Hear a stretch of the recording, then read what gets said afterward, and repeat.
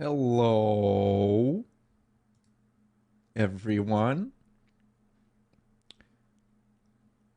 Lenny's still in the bathroom right now, so be sure to say mean things about him in the chat.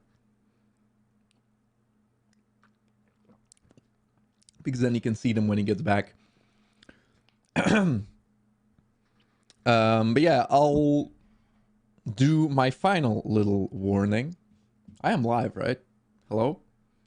Hi? How dare you say mean things about me? Oh, you had your Bluetooth headphones? Of course I did. Oh, okay. You doofus. Yeah, my final little warning, if you're watching this after the fact or you decide to watch it right now, if you have any intention of playing Kaycee's mod on your own, please do so, because it has a lot more to offer than you might think, and there's a lot of things in it that you might want to see blind, like the final boss. I really love it, but it's kind of a moment you would want to experience on your own.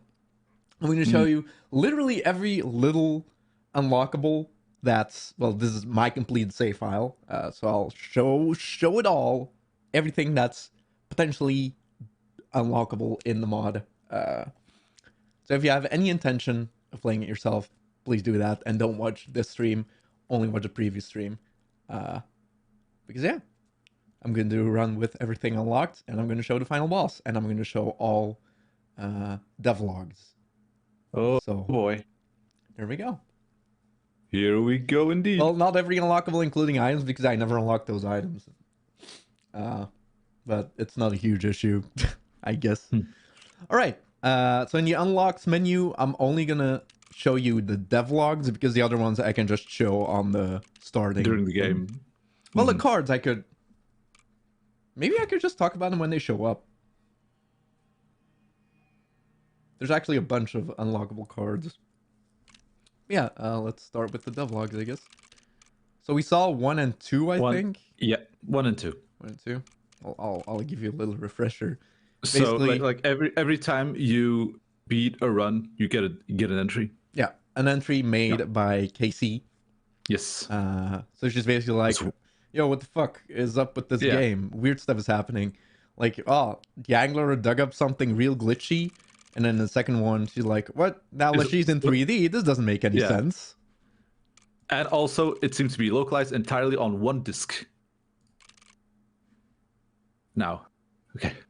I've been playing this new Inscryption now for a few days. Work has been unproductive. I emailed some of the other devs, kind of probing to see if they know anything about this without appearing crazy. No dice. Now, the strange thing, the game is fun. Like, actually a good game. But stranger still, Leshy. He talks to the challenger almost as if he's talking to me. It's freaky, but not altogether unwelcome. I could use a friend. Aww. Okay, now it's aw, but is this gonna get darker? I scouted disc last night looking for some kind of explanation. I found some really wild stuff. It made me think, what is the old data and why does Leshy only talk about it when he's wearing the woodcarver's mask? Found some log from Mr. Kaminsky. It was pretty clear when I met him that the guy had issues. He seemed to be saying that in this log that the entire development of Inscryption was a cover. For what? How infuriating if true. Time to start another run, I guess. Mr. Kaminsky. Yeah, he's also a death guard, by the way, in the base game. I think I remember seeing Kaminsky and being like, what? I'm addicted to Leshy's Inscryption. Oh no, it begins. It's far from perfect, though. Some really unbalanced shit in here, to be honest. I marked Ouroboros up to over 100, thanks to the stupidly broken Fecundity Sigil combo. Nice. I decided that I'm going to work on making this balanced, and maybe a bit of an actual challenge. I'm making a mod. Wonder what Leshy will think. Yeah, is this like Leshy X-Reader fanfic? Work on the mod continues. I was appalled to find that Leshy chose to use the Kaycee Hobbs ghoul skull as a trinket on his shelf. He fills it with teeth for the trapper after every boss. Kind of lame because it's tedious to keep getting up from the table just to collect the teeth. I'll have to hack that out. He'll hate me for it. I love how this is like talking about all the changes that are made to balance the game. Yeah. So the Kaycee Hobbs Ghoul skull. That's the skull that's on Oh yeah, the the. skull that's used for the bosses in Leshy's mode is Kaycee Hobbs' skull, which is the like because one of Grimora's ghouls is called Kaycee Hobbs. Yeah. Yeah. Some nights I mod, some nights I dig. I dig deeper into this log file and find things I sometimes wish I hadn't. This isn't just some disc Kaminsky used to vent his workplace frustrations. This is like some real shit. Every once in a while, I get some context from the woodcarver, and it's chilling. This could all be bunk. Or there could be a doomsday machine under Berlin, armed by a code hidden on a pack of cards. In other news, I just finished implementing the boss totems challenge. Sick! Awesome! Jalen, you had questions about the Kartoffelsalat? Yeah, basically, I was confused as to like, well, the thing is, I was like, okay, cool, so there's deeper lore. What is it? I wasn't expecting like a Nazi code doomsday device. Mm-hmm. Has to do with Hitler, like Hitler stuff. Mm-hmm. What? Yep. Yeah. It won't all be explained here, but viewers, if you're really interested in the ARG, there's probably tons of videos you can watch about it. It seems a little out there. Yeah. Barely leave the apartment save for the out dinner out with mom. But last night was an exception. I went to Comics Land to play a Secrets of Legendaria draft. Is it weird that I brought the disc with me? I felt uncomfortable being apart from it. Yeah, see, here we go. I ended up ripping a foil sweaty dragon, but lost the first match to this weird dude who wanted to record it for his YouTube channel. Like, he actually brought a camcorder on a shaky tripod to the shop. How's that allowed? I wonder who that could be. Who could that be? Today I found out what happened to Poe. Leshy turned the Scribe of Technology into a stoat card. I found the card on the shelf below the safe, and I laughed right out loud when he told me it was Poe and needed help.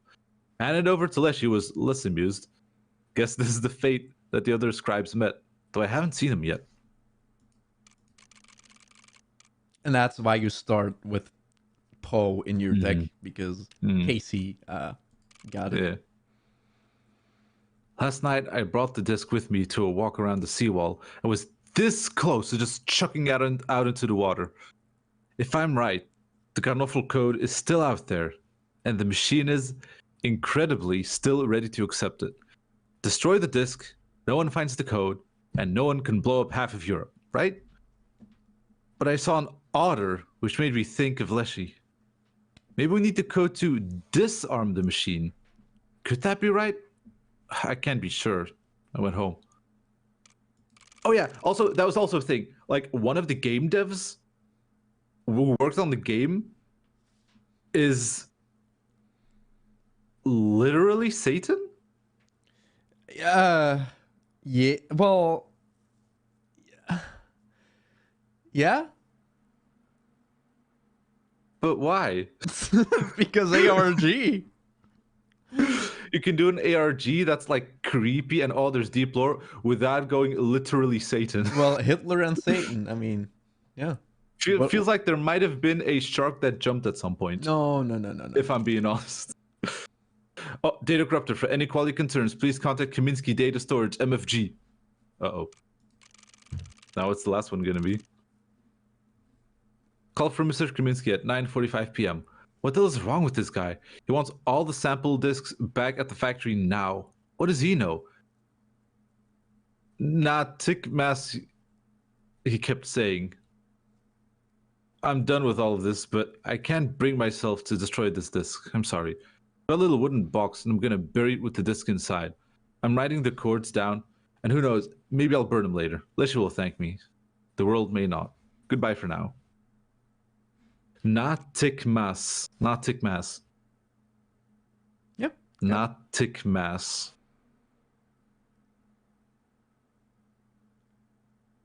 Not tick mass. I'm not seeing it. Okay. There's actually another entry, but to get it, you need to beat the final boss. Oh, okay. Which, I mean, I'll do. So, there we go. Also, yeah, the code they were talking about in the playthrough is the Karnoffel code. Yeah. So should I go over all the cards, or just if they appear, I'll talk about them, and if they don't appear, I won't talk about them? I know I would like to see him. Okay. Yeah, we saw this one, right? Yes, yes. And then the next one, is a really good card. Mostly, Looks- like, it's good, but then its sigil is also like really good. Yeah, what is that sigil? Strike the opposing space and oh, okay. So instead of attacking like two spaces like on the side, it attacks just the space in front of it twice. Yep. Wow, that is good. And you could put that on like other cards as well. So it's good itself, but then it's also just good to put on other cards. So does that mean it's like so it attacks a card in front of it, the card dies, and then it attacks directly? Yeah. Nice. So it's basically better than a 4-attack card. Direwolf, my beloved. And then the next one, can you guess what it is? It's like a cute doggy. Oh, is it like a puppy direwolf? Yes. Direwolf pup. Oh, and it generates bones. Mm-hmm. So after one turn, it turns into a dire wolf, but it will. It's kind of weird. Like this sigil is from like Act 2, where the Gravedigger had it, and it gives you 1 bone per turn. But like the dire wolf pup turns into a dire wolf after 1 turn, and then it loses that sigil. So the only way to get a lot of use out of it is to put it on another card. So, and then the next one, I mean, it's pretty obvious. Oh, is it a wasp? No. Oh, flying ant, of course. So yeah, it's an ant card, but it is also flying. Yeah, but also has 1 HP instead of 2. Then also, yeah, the devlog spoilers are over, so you can start watching again. But like, if you're scared about things getting spoiled, then just don't watch the stream. Yeah, I would say. Yeah. This one is probably one of my favorites because this one, if you don't use your bones, it's still like a card that kind of like fixes that deal. The power of the Lammergeier is equal to half of the bones of the owner. Let's just call it the hamburger, all right? Yeah. Can you actually pronounce that? Well, I mean, in Dutch I can. It's a Lammergeier, but I mean, I don't know what it is in English. In English? I didn't know it was Lammergeier. It could be Lammergeier, but that just sounds weird. Yeah, but the really cool birds, I actually really like them. Then the next one, it's not a lemming. The next one is just it allows for so much bullshit just because of its sigil. The sigil is mwah. The sigil is an apple. It's an apple. What do you think it does? You probably won't guess, but just out of curiosity, what would an apple do? I know. Also, I just want to mention, the Lammergeier is just a bearded vulture. So I don't know why they decided to call it that. I guess because Carnival code and stuff is like European. To give it like the German name or Dutch name, I don't know. And the apple actually makes it so Doctors can't spawn on the other side of the board. Oh, thank God. Yes. Oh, okay. If I had to really think, it's like an apple. Oh, wait. Oh, it's a mealworm. When a mealworm is sacrificed, it's add its stat values to the card it was sacrificed for. Oh, that's interesting. So you can sacrifice it and then it gives 2 HP to someone. Yep. Oh. At base value, yes. Yeah. But now I can easily see like, okay, give that sigil to like a very good card and ooh, baby. Yeah. Then a mud turtle. Okay. Cute. Yeah, basically this is from pose mode. Yeah, and just returns in Leshy's mode. It's a nano shield, but it's probably maybe it has another name in this one. And then this one. That a raccoon? Ooh. While the raccoon is on the board, opposing creatures also provide bones when. Oh, opposite creatures also provide bones when perishing. Yeah. Ooh, that's cool. It's pretty niche and situational, but it's not bad. Then. Red hearts. Value represented with this sigil will be equal to the number of sacrifices made during your turn. Okay, so just during that one turn. I don't like it. It just requires so much setup. Like yeah, it can have cool, a lot of attack, you have to plan around it. The next one I like because it's a free card, and free cards are just Lenny Nice. doesn't appreciate them, but I do. Yeah, it just evolves into a bullfrog after one turn. But it's mainly used for like free play and sacrifice. But it can also be used for like as a bullfrog. So, and this one we saw wild bull. It pushed to 3. Yeah, the wild bull. So then, Ooh, Wolverine. When it attacks the opposing creature and it perishes, this card gains 1 power. Ooh. so you can put that sigil on other cards. And when they kill something, they gain 1 power. It's good. Oh yeah, Not very super good, but it's good. Yeah, this one. Ooh, rare ones. The curious egg. Yeah. A curious egg hatches when drawn if the numbers 1 to 5 are represented in the health of creatures in your deck and in their power. Oh, and in their power. And if there is a creature of each tribe in your deck. All right. Wait, hold up. Wait. No, it's like it hatches when drawn.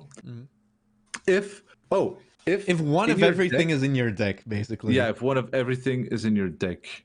Well, numbers Wow, 1 what to does it turn 5 into? on attack and HP, and 1 creature of every tribe.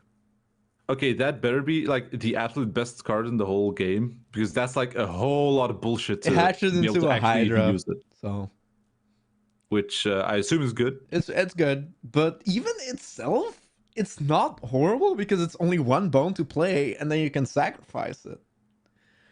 So it's not complete Yeah, garbage. that's true. Even without the hatching. Mm. All right, next one. It's the same thing as Wolverine, but like Hodag. a little stronger. Actually, is there another thing about this? Because this is a card that I think released after I finished or something. I don't know. Oh, the Hydra attacks 5 times. That's okay. Oh wow, cool. Nice. Oh, it's a permanent power buff. All right. Okay, I see it. Why it's good now. It's like an Ouroboros, but it keeps building. Okay. This one we actually unlocked last time, and I didn't tell you what it is.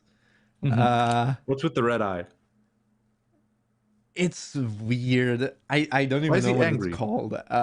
It's actually like a shape-shifting monster, and it mimics a random card in your deck. And when you play it, it'll reveal itself, and it has the repulsive sigil, so the opposing creature can't attack it. So it is good, but it's so hard to plan around because it's disguised as another one of your cards. So you'll play it as that card, and then suddenly it reveals itself, and it's like, well, fuck, I was kind of expecting something else. Oh. You got it?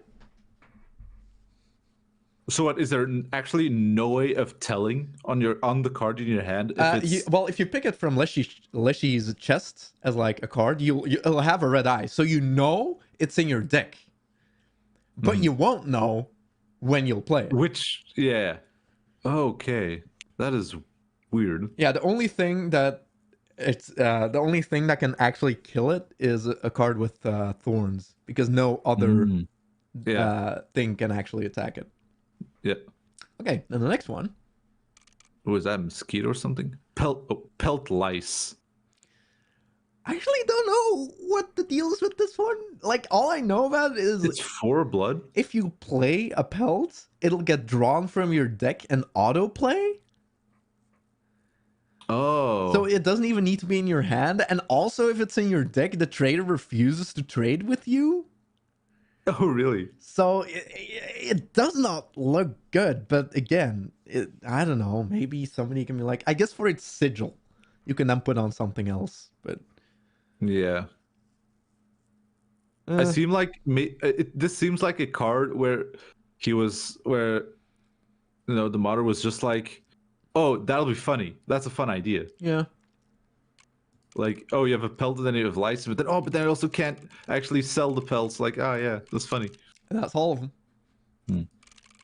All right, let's start a run. And then first of all, here are all the starter decks. Let's see. First of all, So vanilla. vanilla, lots of blood. Oh, Lots of blood. Whoa, hold up. Then you have a bug deck or like No, an no, no, ant no, deck. no, not just a bug deck. Yeah, you have an ant deck. And So it's like, yeah, let's just get some ants going. yeah. Then the But next then one. what is the what the hell is just like triple attacks? What Yeah, is it? Just what's the deck based on, Lenny? what do you just start with Mantis God? Oh my god. So Mantis God, but you also get 2 ringworms, which is there to be like, oh, you got 1 incredible card and then 2 trash cards. Not even that. Like, those are insane for like campfire buffs. Yeah, exactly. That's Like, what I was thinking. Like, if so you you kill have if you kill the Mantis God. survivors really early, you can just give the Mantis God an incredible amount of buffs, and then it just becomes unkillable and insane. Yeah, that's what I was thinking. Like, It is probably the best deck for the hardest challenge in the game. I would think so. Like, and even so, like this is 3 bugs, so the bug totem, like the ringworms aren't insane Hmm. for totem stuff, but like still they can be used in a way. So Hmm. still, bug totem works really well with this.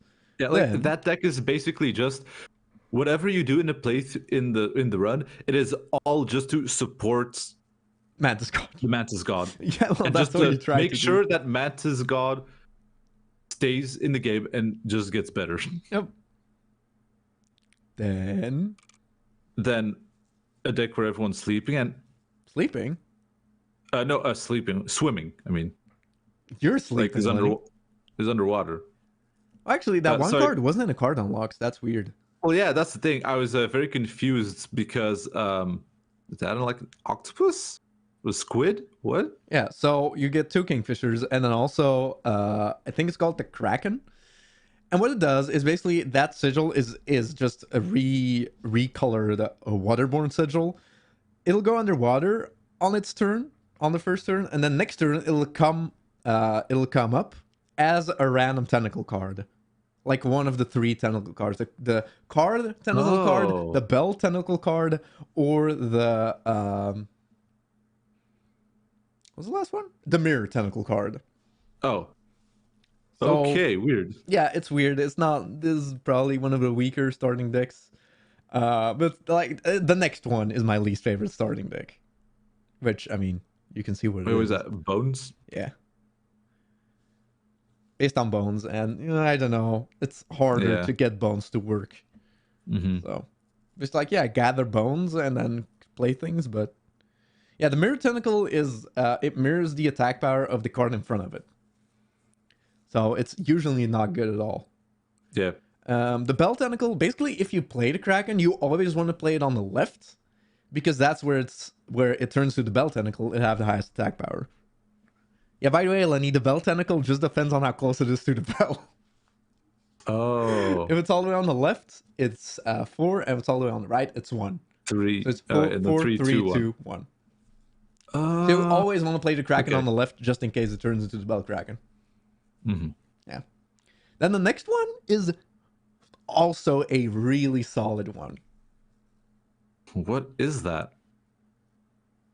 You might think it's the repulsive one, but no, that's not it. It is a no sacrifice deck. The 3 starting cards are free. Oh, so it's just free. Yeah. You start with 3 cards. Yep. I really like it. The Gek is in it. So Yeah, and you start off with the deck Gek. so you don't need to beat a boss to get the Gek. Yeah, with the Gek in your deck. Yeah. So you can easily start like you can just re-roll the trapper cards at the start by just leaving and coming back until you get the Undying Sigil and just put that on the Gek and just Yep. steamroll. And then the next one, yeah, just 3 hydras. Just start with eggs, Yep. and then it's just like, okay, gotta find the right cards so that I can actually use them. Yep. But again, they're 1 bone to play, and then you can sacrifice them, so it's not complete garbage. Because 1 bone is basically after you sacrifice a squirrel, you can then play an egg, and then play another thing. So it's not complete garbage. Yeah. What deck do you want to see?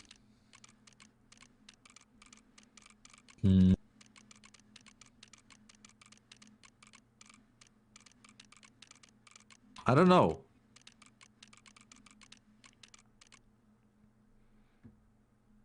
Hmm. Gag deck. Gig deck? I don't know. Well, this is the way to see how the gag gets used, but I'm also really feeling the Mantis God deck just because I want to see how crazy Mantis God If can you get and actually see make me if you can put the ringworm to use. Yeah, thing is, if you make me pick the Mantis God deck, I'm actually gonna show you like a way, well, an exploit basically in the game you can do. Because like I told you, RNG is fixed after you started the run, right? And there's no saves coming. Mhm. Except when the map rolls out, you can reset that, but only that. Yeah. So you have Yeah. like 3 potential like re-rolls if at the start of a map. But there's actually one other way, a little exploit you can do. But I can only show it again if you make me pick this deck. Mhm. That pretty much guarantees we get to the end, but I also really like this deck because of Gek. Mhm. Yeah. Like, Oh, I'm honestly very split. I mean, I guess I can do this one and then do another run with this one and show the exploit later. That's true. Plus, it is true we did get a lot of Mantis God action in the last stream. Yeah, there were too many Mantis Gods. Honestly, too many Mantis Gods. And not enough Geks, so you know what? Yeah. Yes. Yeah, let's do it. But then, here we go. Oh boy. Alright, so you know about the hook. What the hell? No hook. One less item. No clover. Pricey pelts. Yes. Boss totems. Tip scales. Then tip That's scales. all we saw. Yep. This one is just every single battle is a totem battle. Okay. The one at the bottom is, I'm guessing you won't get a boss card. Or like a rare card after beating boss. Or you get less choice. Not getting a boss card would probably be less bad. This one still forces you to get a card. But it's not a rare card. Oh, okay. And it's impossible to reroll. So even if you don't activate this one, you wouldn't be able to reroll these. So you're forced with like one of 3 cards, and they're just normal cards. So yeah, it can be devastating because again, you want to build your deck as small and compact as possible just to have good things. Then the next 2. What's the 2+1s? Oh, it's just adding a bit more difficulty. Yep, it's just more cards and stronger cards appear in battles. Yeah, okay. Yeah. Makes sense. The next one, I assume it's just you just have one candle. oh boy, Single candle. Yep. it's so bad. It's like if you have one stroke of bad luck, It's over. it's over. That seems extremely hard. Yeah. And it's even worse. I mean, there's one later that's even worse, but this one is definitely one of the worst ones because there's an achievement that's called Skullstorm, and to get that, you need to do a run with all skulls active. Oh, Jesus Christ. So you're forced to activate the one candle one. So one mistake and boom, you're dead. There's one up later that's even worse, but we'll talk about that. Then this one. Cards in the starting deck have the annoying sigil. So you can get rid of those, but still, like, usually you want to work with your starting cards, so, you know, I mean, opposing creatures have one more attack, basically, if they're opposing. Then, I actually... What the hell is the next one? Yeah, I alluded to that one in the playthrough. I'm extremely confused at what I'm looking at. Oh, squirrels have the waterborne sigil. So yeah, there was actually a point where I said, "Oh, dude, diving squirrels." Yeah, it's actively worse because you can't use your squirrels as shields. Yeah. So yeah, it's rough. Yeah, that sucks. Then the next one, you'll read it and you probably won't think it's as bad as it is. Bears. You just get attacked by bears. Grizzlies appearing during the first 3 boss battles. I mean, I don't know, dude. That sounds rough. It's actually worse than you think. Remember when you got to the trapper and he said too fast, too soon? Yes. It's basically that, but on every boss. Just 8 bears when you get to the second phase. Deal with it. Oh, it's not just bears appears. It's 8 bears. Yep. So the thing that's supposed to block you from beating the base game too fast, here? Get over it. Yeah, do it. You are forced to deal with them. Get over it. Get good. Yeah. And that's basically why the Mantis God's so good, because Poisonous Mantis God can just be like boop, boop, boop, and kill 3 bears in a single strike. Wow. Also, Infinity Mantis God, well, Undying Mantis God, and get it up to 6+ attack power by the time you get to the first boss is also a thing you can do. Yeah. It's not easy. And then the last one. The last, I assume, just... Oh, Leshy is replaced as the final boss of the run. Heave ho. Yep. So yeah, by the way, as Skullstorm, if this one wasn't here, Skullstorm wouldn't be nearly as bad. But the fact you have to deal with the bears is just... I did it, but by using the campfire exploit. Yeah. Yeah.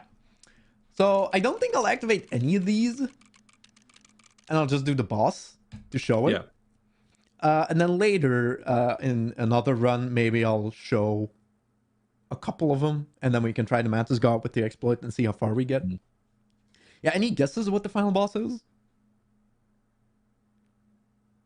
Well, I mean, it's not going to be Leshy. What is it going to be then? It actually sucks because we won't see the initial text for the final boss. Because Leshy reacts to it. He will still react to it, but the initial reaction is like, what the fuck is this? You know? But now he knows it's a thing because it's not the first time I'll beat it. Yeah, okay. I mean, I honestly don't know, because like I feel like it's not gonna be, oh, it's one of the other scribes or something. That'd be too simple. It's gotta be something else. But then what could it be? The only thing I can think of, but I think that would be very weird. I know if it has something to do with the old data. But I don't know what that would be. I hope it's not gonna be like, oh, it's Hitler, lol. Nah. Oh, is it Sans Undertale? That would be funny. But yeah, let's see. No real challenges I'm gonna activate. I mean, if you want to see, I could activate one of these so you can see it in action. But I mean, I don't know. You could do that next run. yeah, okay. So let's go. Yeah. Oh yeah, this is true. What is with the heave ho text? I do think like, yeah, heave ho. Definitely, it is true. It reminds me of like a miner, like, So it's or like dwarf. The prospector again. No, I feel like no. It's like, okay, wait. This is all like very Eastern European, because like Leshy is like is it an Eastern European deity? I think. Lenny Infinity, right there. All right. Nice. Nice. Nice. Like, I feel like, okay, my guess is if we're gonna go with like Eastern European lore or whatever, I think maybe it might be just like a troll, like a mountain troll, or maybe a golem. Although that's Jewish, that's not European. Yeah, guys, don't tell them, by the way, if they've been telling I mean, it. obviously, don't tell me. I mean, I see guys shh in the chat, so I feel like maybe people are telling what it is. Oh, okay. So be careful. Yeah. But the HEFO is definitely making me think. Are you thinking about it? Well, I was also thinking about the fact that HEFO looks like a pretty fun game to play with you. Oh, what's that? On the Switch.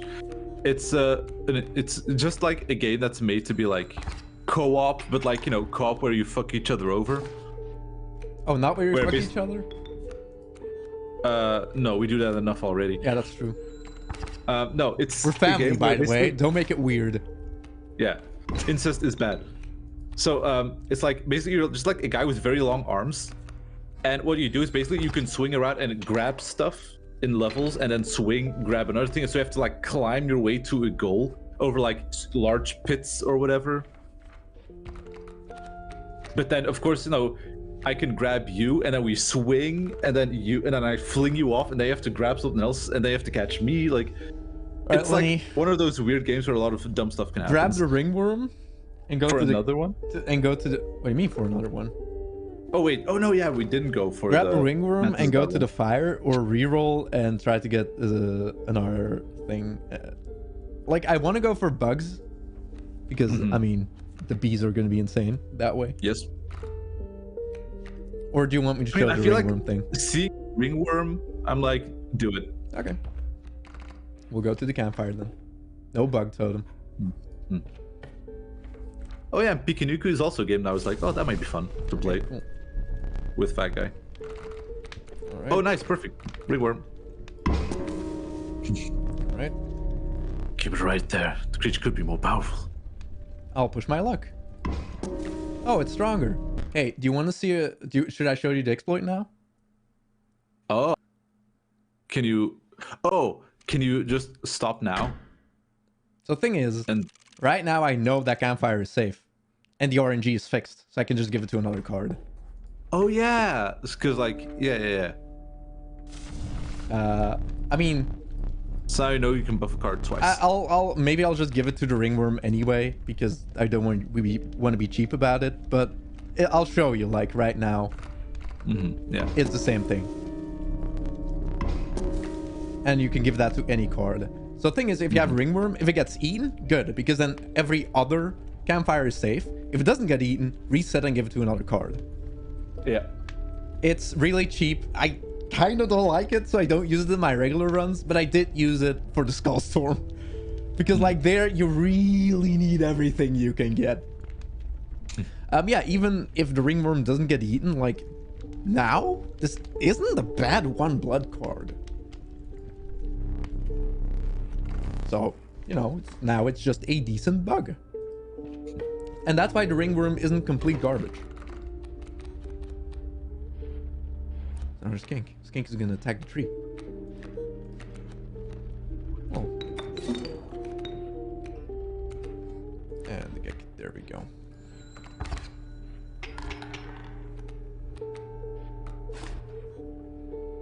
Yeah, thing like the ringworm. I'm telling you, it's not bad. Okay. Well, I'll win anyway.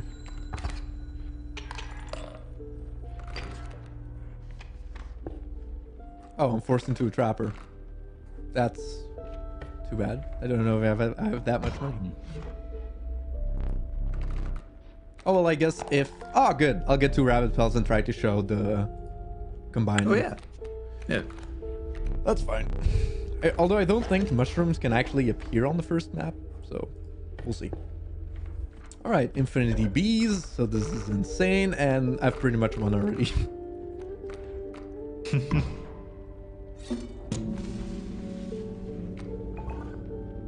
Pretty nice.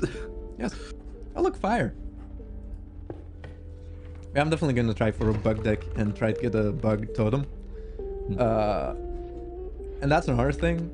Well, I'll show it later. The prospector on the map, where you pick a boulder and he either gives you a golden pelt or a card. That card is always a bug. Because, you know, bugs are inside of rocks. Oh. And bugs are the best cards in the game, so, I mean... Okay, it's actually just very good. That's Although cool. I seem to remember that we never really got... I never seemed to get a card from the prospector. Yeah, actually, you never got the golden pelt, I'm pretty sure. You can get a golden pelt Yeah, from that? yeah. Oh. And I think you never got it. Like, it's either a golden pelt or a bug you get from that. And Infinity, way too late. But they're all fine cards, so whatever. Also, don't worry. That guy did show me the music player. Oh. Well, yeah. I mean, I can play my own music as well. But I just think the Leshy music is the better choice. Oh, yeah. Like, sure, this one is neat. It's like a Grimoire thing. But... it's just the Leshy cabin has... I don't know. It feels more cozy. Yep, there we go. See, why would you ever do this? Rattler and Mirror Guy? Yeah, sure. But let's get a bugger. Although it sucks because I'm gonna be forced to put this on another card if I go this way. Because it's the only thing I can do. Yeah. If I go right, I'm forced into a pack rat, which is worse. So I guess I'll go this way.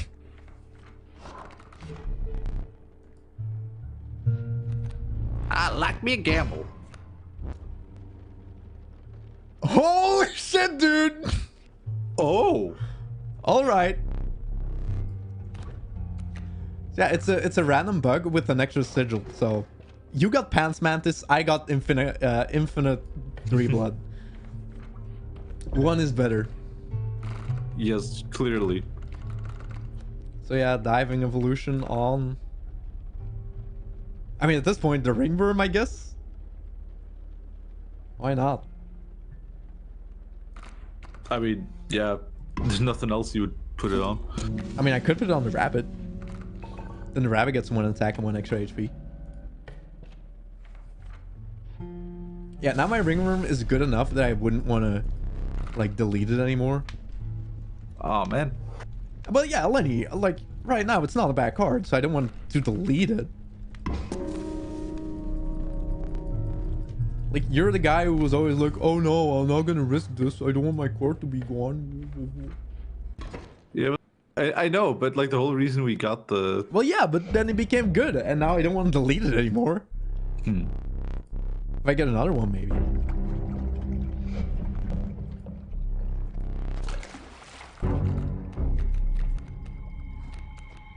See, the ringworm is right. Oh god, oh jeez.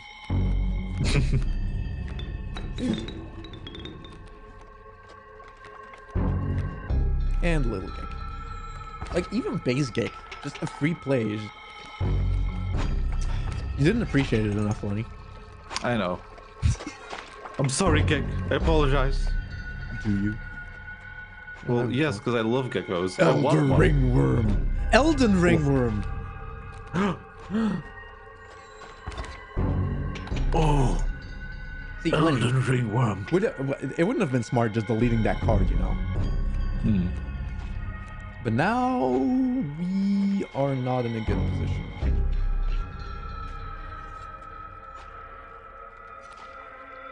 I wish I could delete my own cards. I guess that's the downside of having non-sacrificable cards. I don't have anything to delete them with. And now I have a shark opposing me. I guess I'll use my... I'll have to use my fishing hook, I guess, to get his... Goodbye, Gek. To get his shark. Sounds like a good idea, honestly. Yeah, I think that's probably the only thing I can do. There we go. And now we win, pretty much.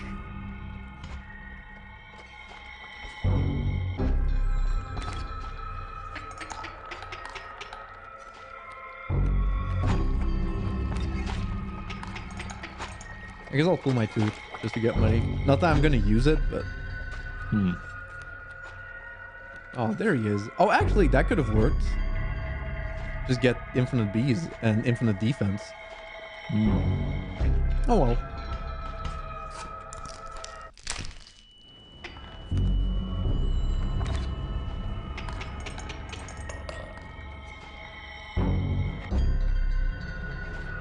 Yeah, the worm can't parry, guys. I'm assuming that's an Elden Ring thing. I mean... Hell yeah, keep it going. Oops, I don't know, all I Geks. think the mole man might be good. Another thing, if you put bees within on the mole man, that's just a good bee generator. Because like he jumps in front of attacks and just generates bees in your hand.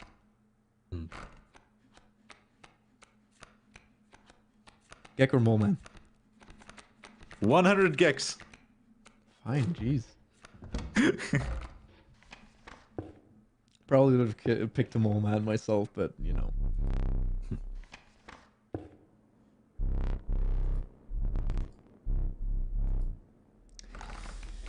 I guess I'll go here. Well, I could get items. Well, totem, bug totem.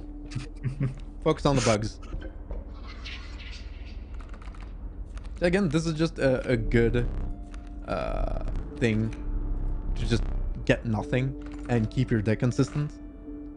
Pick a thing where you just lose, but just for fun, I will. Actually, Kin might be good. Actually, Kin is probably the only thing I can win, so. Gek. Aww. Dang it. Alright, please bug totem. Fuck. Well, that's not bad. Oh, that is good. But I really need the bug head. Or I guess the Gek head. The reptile head. Because of two free play Geks. And then I get other stuff. I don't know where I'm gonna go next turn. I could let the goo guy draw another Gek for me. I'm just gonna let the beehive get a little bump.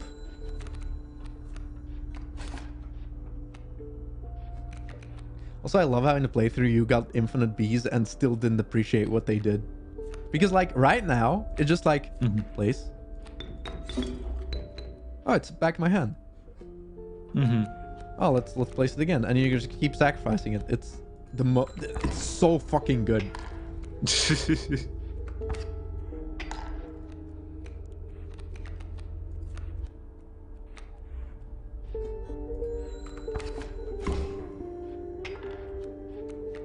Yeah, what is the 100 Gex reference line? Oh, 100 Gex is a band that make music that I really don't like. Oh, then why did you reference this? Because I thought it would be funny. Oh, I see. And I want to see if anyone in the chat would know. Delete someone did. Card, go to fire. I could get a triple blood card to use the cockroach with, maybe. Oh, and the trader. Well, I want to keep my pelts so I can combine them. So maybe I won't go to the trader. Yeah. So I'm kind of forced this way. All right, fine. Oh, look at that. I guess I'll get it. I'm not using bones. Well, actually, I play the cockroach that uses 4 bones to play that one. Yeah. But then you just have less bones, of course. So you have to build up more bones for it to get stronger. But I'm building up bones anyway. Like the bees get a lot of bones if I keep sacrificing them for right now literally only the ringworm.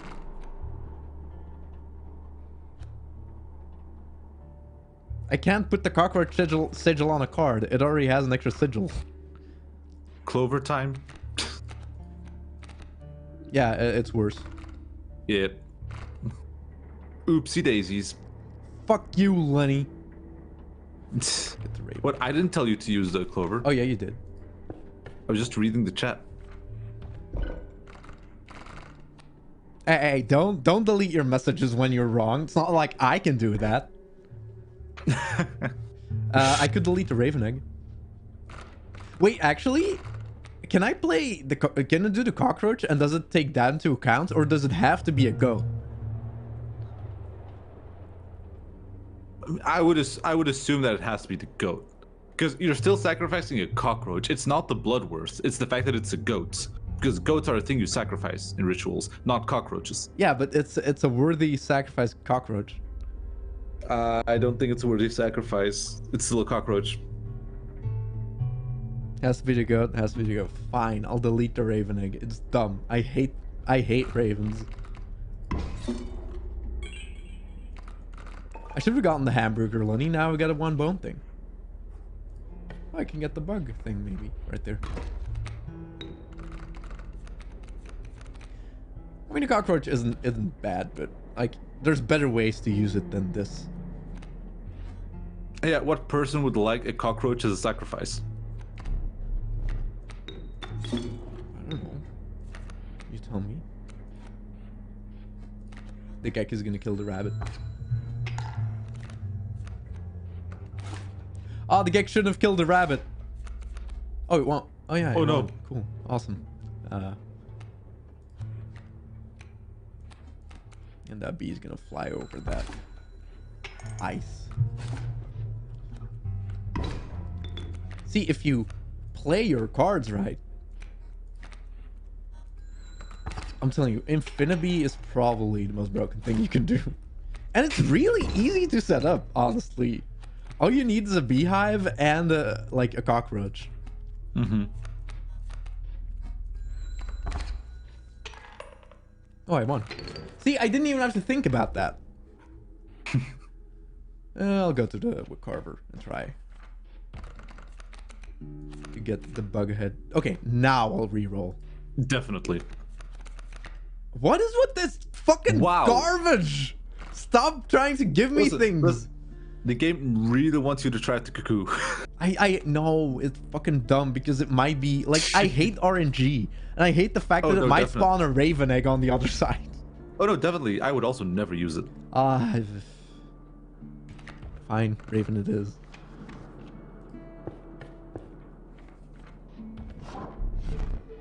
Bug? Fuck.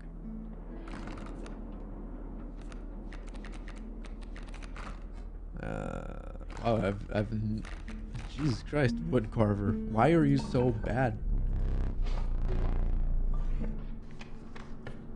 Oh, more. Whoa, Jesus! She heard me. I mean, I have 2 rerolls. Let's try. Ugh.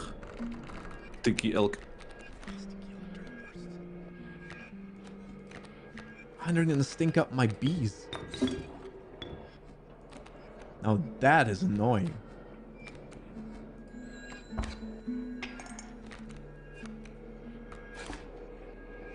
Yeah, stink is kind of devastating. All right. Like, I can't do anything. Mm-hmm. Is this gonna turn into a stalemate unless she's gonna be like, okay, I give up? I think it might. Well, actually, no. Because, like, running out of cards is a death sentence for you. Actually, I have the Raven, so technically I'm gonna win at some point. So Leshy will probably go scoop, because he realizes it's gonna take a while. All these fucking stinky elks.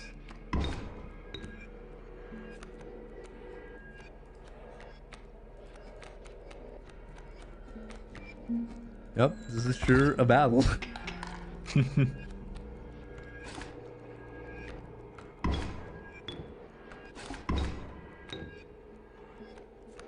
Now everybody's stinky on the field. Leshy, can you just give up, please? Yeah, PO3 can also surrender, but Lenny never saw it. It's funny because he has like a flag on his face then. Oh, that's cute. Yeah. Oh, the cool ringworm. That can actually help me win. Ring. Boy. Wait. Oh yeah, he submerges. Oh, I'll take steady damage. Mm. We'll try it. Let's see.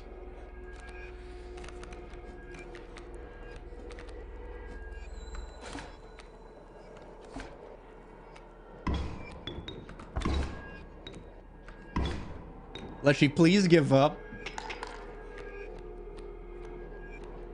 He's dead set on making this work. This is all going according to plan. Well, now I'm gonna win at some point. That bee is gonna keep damaging you, Lesh.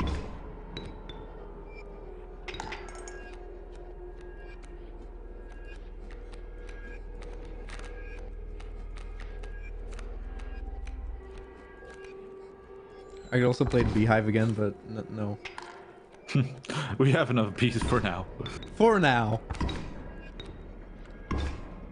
Yeah, we're also getting good supply of bones. Yeah, to use on the cockroach.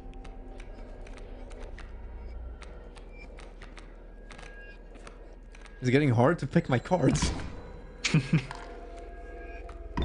See, Lenny, I should have picked the hamburger because right now we'd have like 20 attack. And it would win the battle for me. I do wonder what makes Leshy realize it's a stalemate. Like, how is this not a stalemate for him?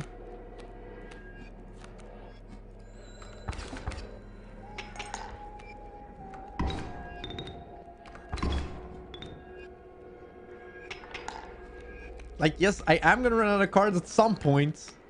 I think I win. Oh, not yet. Oh, Leshy, please, baby.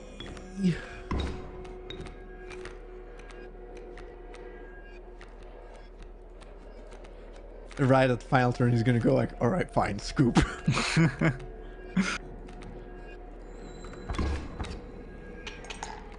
Hey! Hey, there we go.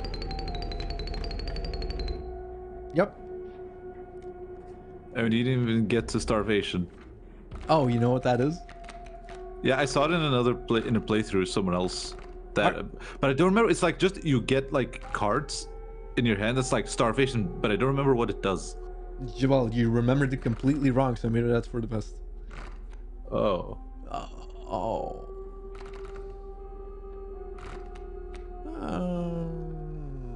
Magpie or reroll?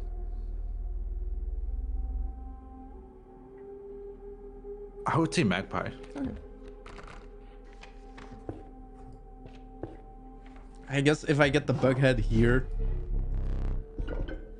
well, the magpie is kind of useless now. Well then. I guess I'll put the magpie on the Gek to just search my deck for infinity cards. Yeah. Gek, you get magpie.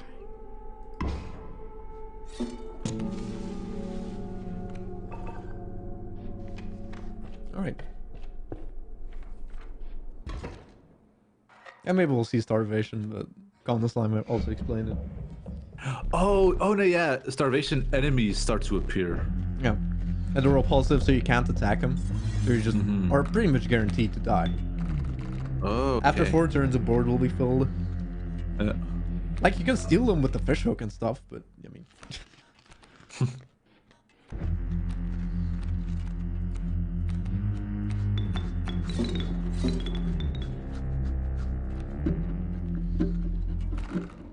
And I'll get the beehive, and we can start the whole thing again. Wait.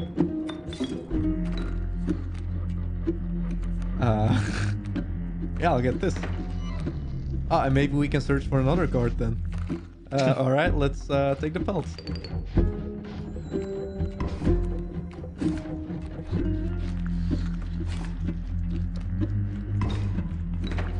Alright, and now we start the whole D thing over again. Yeah. Good thing Fak can now search his impressive 7-card deck. No, this actually gets me to starvation faster. Oh shit. Uh-oh. Because every time I play a bee, I'm forced to draw. Well, not anymore, because he can't make you draw from your squirrel deck. Alright, cool.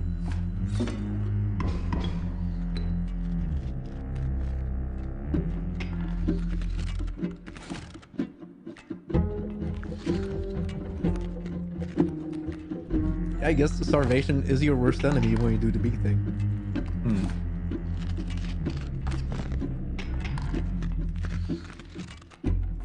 Oh yeah, 4 bees can't finish the next phase in 1 turn. So I'll need to play the ringworm, I guess.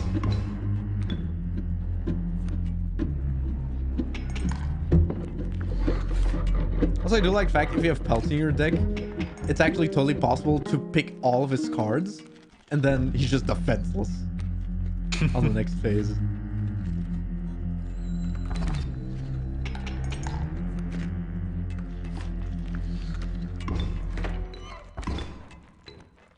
Oh, by the way, if you have bees within as your totem, and you have infinite beehive, then there will be bees inside of your bees, and it just more infinite bees. It's really funny. Oh boy. Because then every bee is undying, and there's a bee inside of every bee. So every dying bee gives you 2 bees. It's a beautiful thing. All right. Can that just be more annoying than anything? No, annoying is a sigil, Lenny.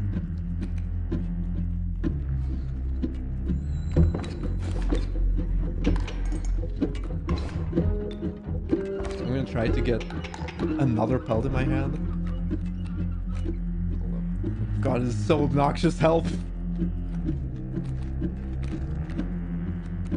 I'll start attacking the bullfrog.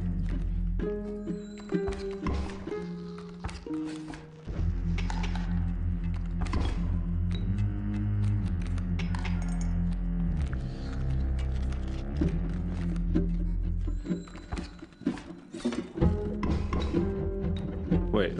Question: if you have a loose tail, bees within a loose tail, bees within beaver. Beaver spawns bees within loose tail dams. The answer is probably yes. You can do some weird shit, alright? They leave behind dam tails with bees within. Do the dam tail bees have a loose tail? Look, basically... I love how that's like a paragraph that literally no one will be able to understand if they haven't played this game.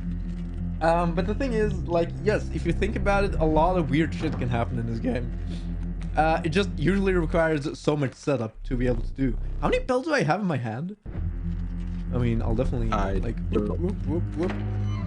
Ah, yeah, thank you. I needed that. Well then, I'll pick that one.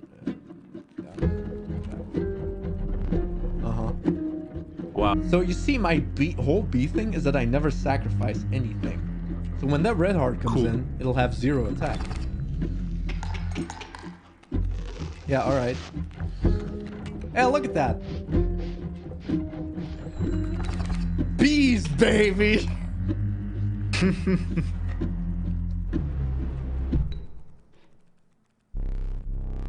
And the red heart was like, oh my god, a bee, I'll move to the side. Oh fuck, another bee. Oh no, I don't like bees. I wouldn't pick any of these. These are all... bells. No. I guess the Ulala, because when my board is all bees, I can play the Ulala. True. Or the Pelt Lice just for the sigil, but yeah.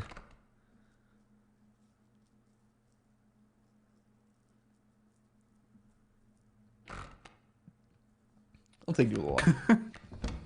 Imagine bringing a bear trap to a swarm of bees fight.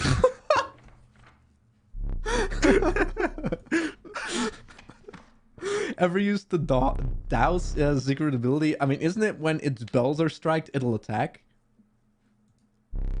Oh. So I can just attack on the enemy's turn, which is kind of neat. I'll go this way. Sure. I mean, the bees do get caught in the bear trap. Actually, you know what? I don't hate this one. Yeah, I mean, if you just put it next to the bells, like, yeah, 4. Yeah. 4 power, it's good.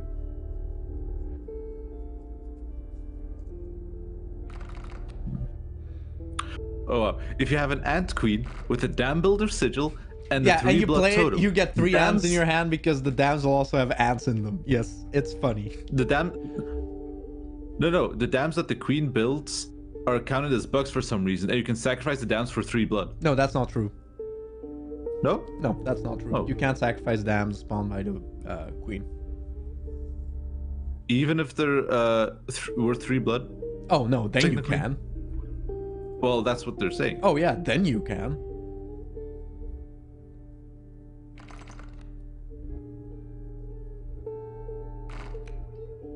Ah, sure, I'll get billboard. I really need the mycologists to combine my pelts. Yeah. Can we get something better? So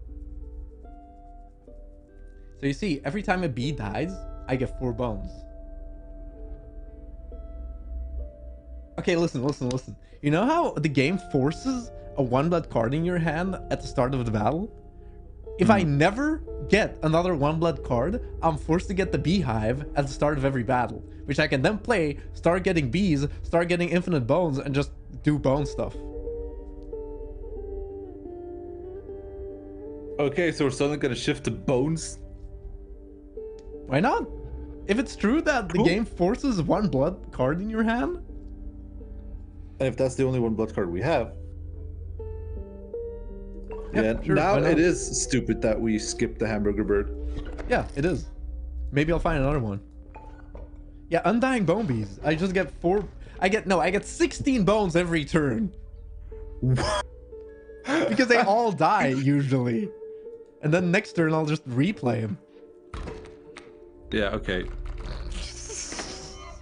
Also that.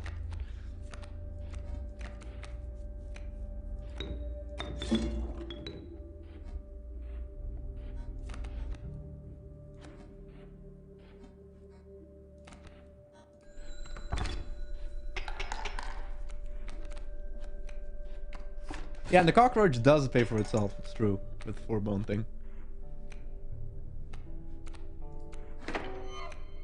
Oh, I have the ringworm in my deck, so he also counts. So I won't necessarily start with the beehive unless I get rid of the ringworm.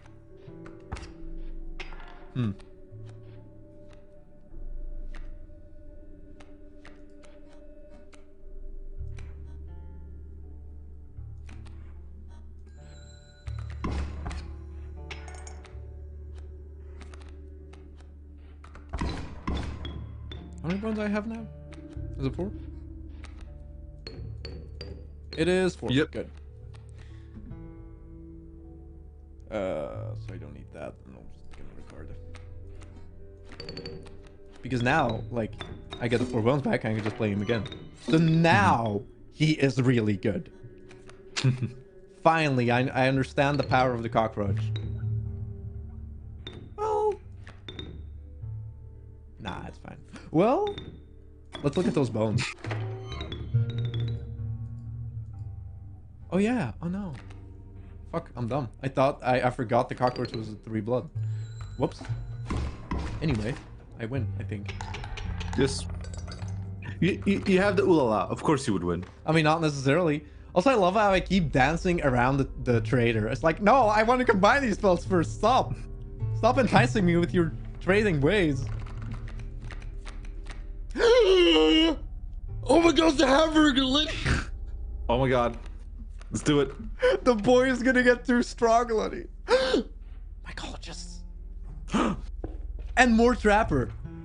I can make this so dumb. Oh, bones. Dude, this piggy bank is not really meeting my standards. 4 bones? I basically get that every turn 4 anyway. bones. But you know, for the startup. Well, I mean.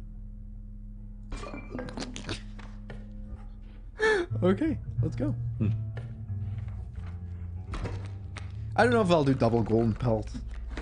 Yeah, how much money do we have? Enough. That's a good question. 9.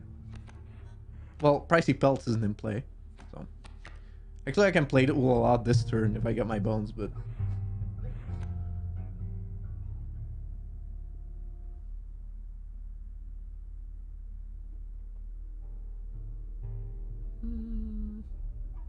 wait. No, never mind. Fuck. Lenny. No. I made a dummy. Dummy? Yes. Dume. Love me. Yes, that. Older ringworm. Okay.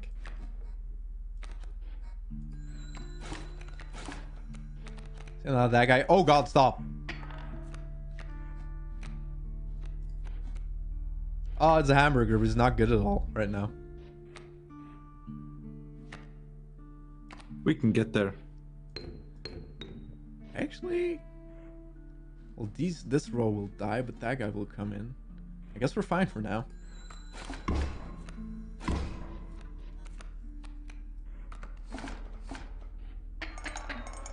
For now. I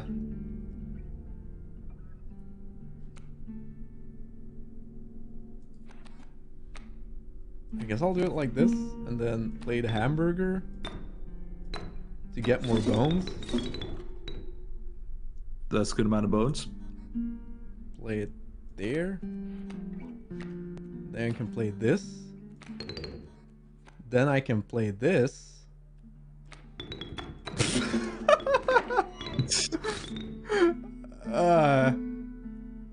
Hey. Here. And then I can play this again here. Okay.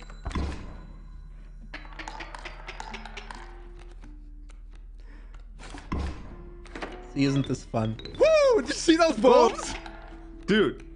Those bones did a cool little jump. And infinity. Alright, so we played this. So we do this. We play the boy. And then we play this boy. Alright, cool.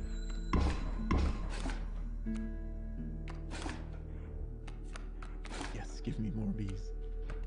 Bone bees.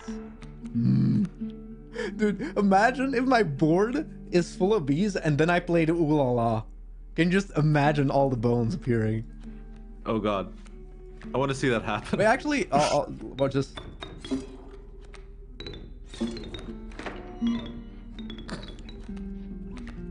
Ooh, baby. Oh, yeah, baby.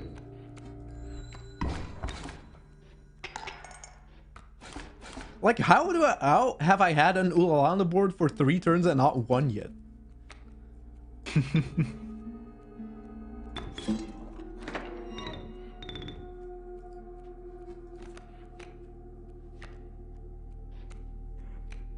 Well.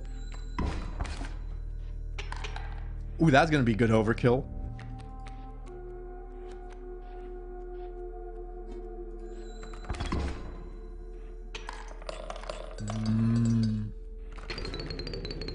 Money. I could combine 2 golden pelts, I guess. But then I have the like rabbit pelts for no reason. Wait, how many? Do I have 22? I don't. Nah, I don't. I can't combine golden pelts. Ah, that's too bad.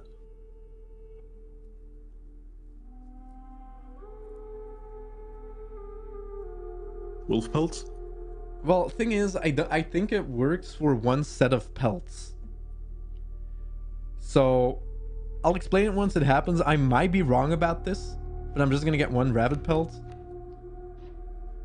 Then I can't get the knife. Well, what does he say? Shut up, Lesh.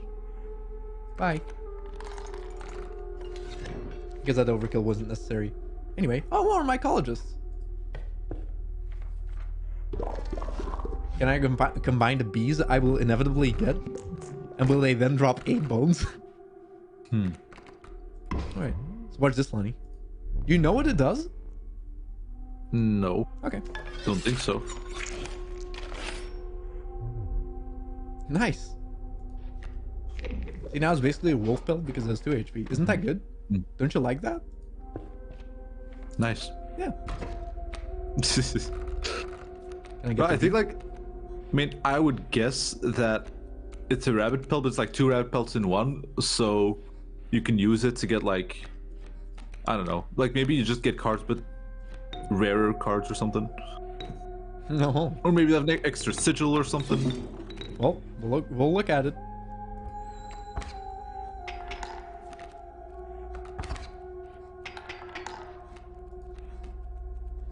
Great. Yeah, this is the bad part about filling your deck with pelts. Oh, wow. Beautiful. I think I'm dead. Yeah, I'll take 5 damage. Cool. Oh god. Well, I tried. Wow, You know. Jesus Christ. That's what happens when you don't get bees.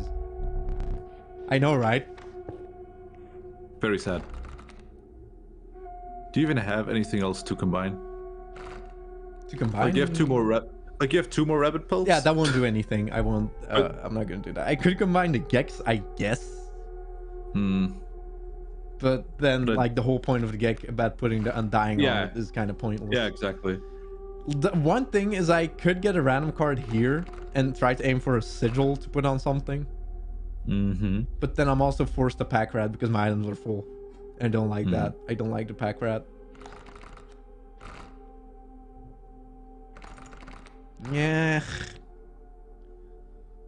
Fine, I'll take the pack rat.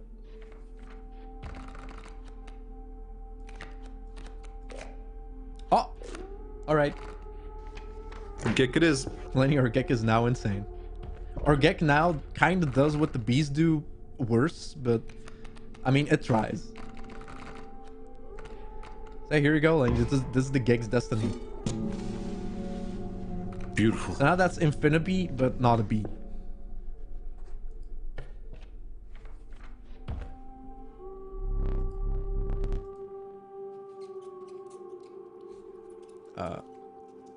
No, that's okay. Do you want this? You know, Enough. You want a little pet? You can't use that presently. Here, pet. I don't want it. Fine. It's not Lish. Why is it not? I don't like it. It's dumb. It's too blood.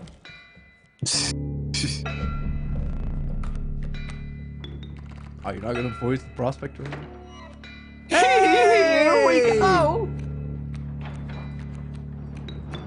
Heckin' frickin', let's go. I love that starting hand. No, I hate bees! Why? Oh, my cool rabbit pelt. They keep me away from me gold! What? Why do they do that? Alright, you want to collect some bones, Lenny? Some bee bones? Oh yeah. Want to collect some bee bones? Watch this.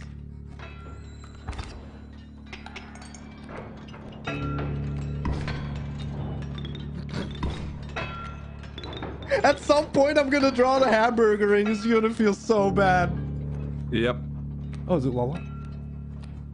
Well, let's play our beehive again. Oh god.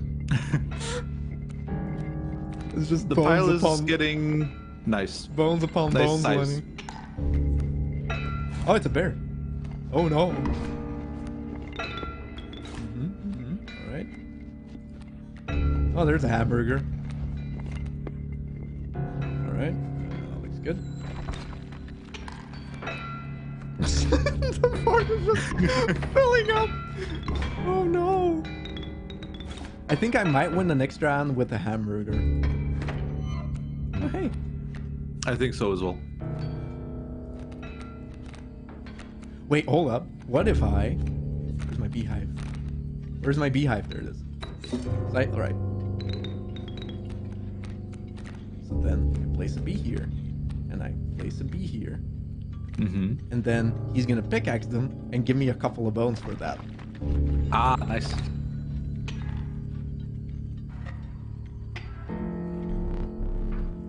There's bones in them cards, mister. Yeah, uh-huh. Yeah. Yeah. I see. Okay. Yep. Jesus Christ. Looks good. All right. Nice. Oh, there's only one bone in that rock? Yeah. Ugh.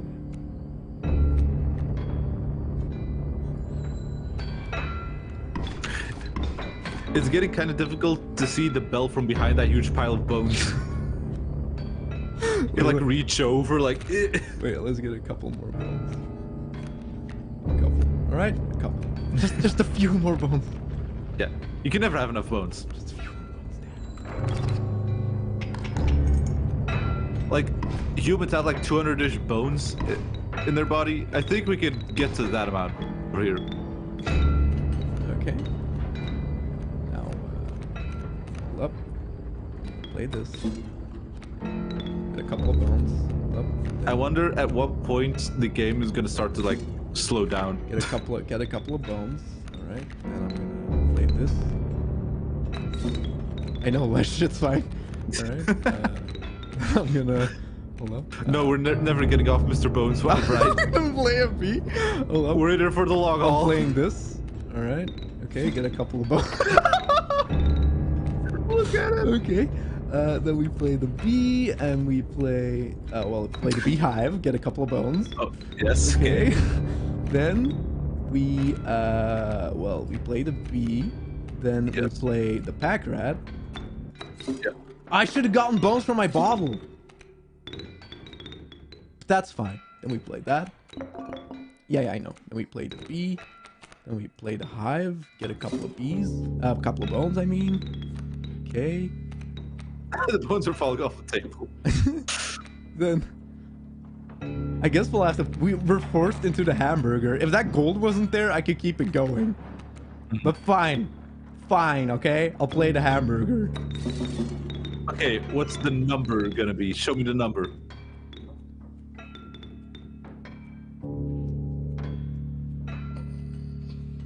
Like, I think we're gonna be rich. Whoa, ah, the bones! No, they're falling! No. No, No, we're bones! losing bones. Stop! It's okay. No, listen. Look, what if I play a bee? Got it. And then we play a beehive. No, to get a the bones couple are of falling bones. off the table. All right. Yeah, that looks good. And that's all she wrote, I guess. Are they falling? Wait, what happens if we organize the bones out? Well, they get nice and organized, but it's not as cool. There's not enough space on the table for all of those. Yes, there towers. is. Watch. Okay, this is go very high. Wee. Yeah. Oh. Oh, Nice. What map are we on, by the way? Map 3.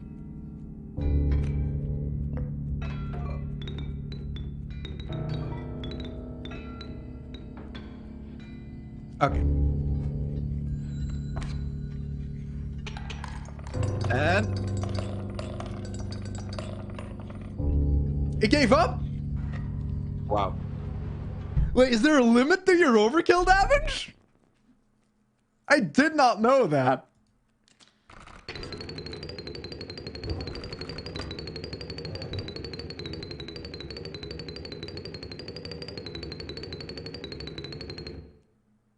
There we go. Koopas.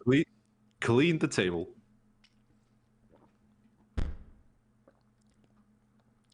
Oh no, there isn't. We definitely got the money, right? Yeah, definitely. Okay.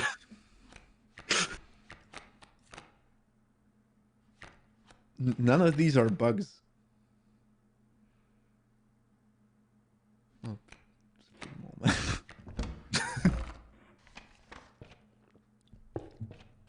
Anyway,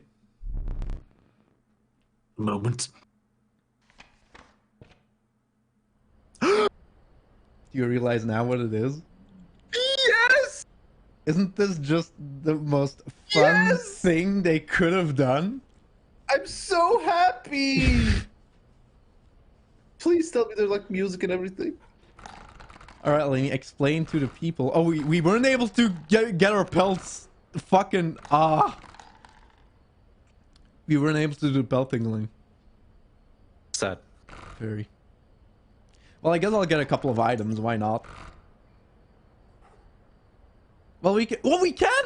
Fuck. Why? Yeah, Why am I trader. dumb, dude? We can. Trader. The trader is right there. Fuck, are you? Shut up. You make me feel self-conscious, chat. Yeah. So watch what it does, Lenny.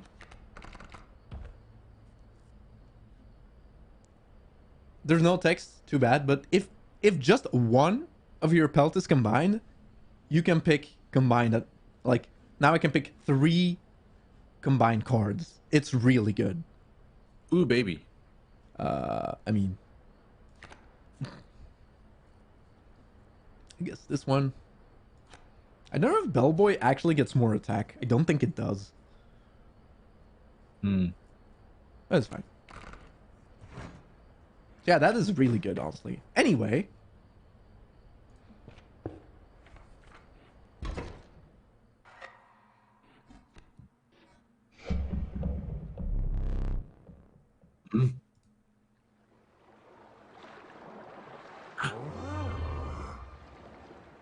Yo ho ho! Is it time again? Another go! Yo ho ho! And get up on the seas!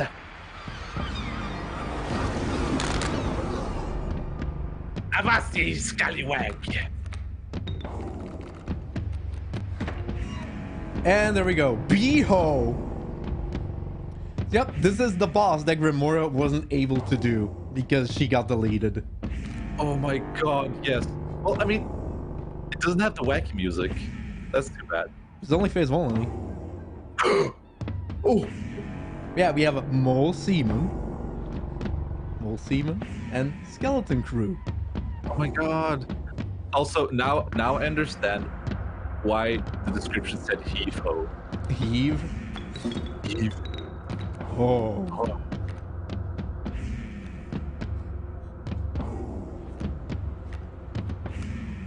Hold up, I'll actually get my... Kind of cute that the mole man has like a little costume. Oh yeah. Very cute.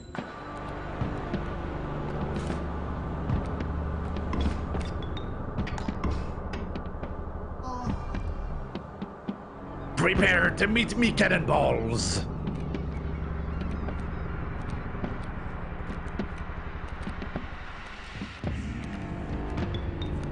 Oh.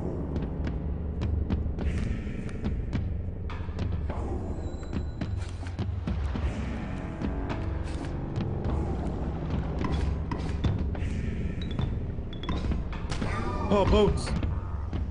Fire! Whoa. So what that does is basically like every turn he'll pick 2 random spots, one on his side and one on our side, where that card will just get deleted. Yep, just bep. Gone. Yep.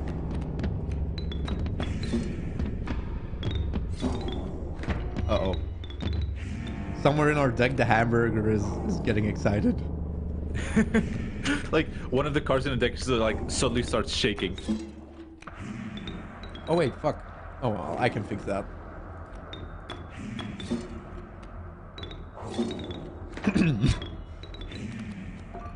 Okay. Oh, dude, nice.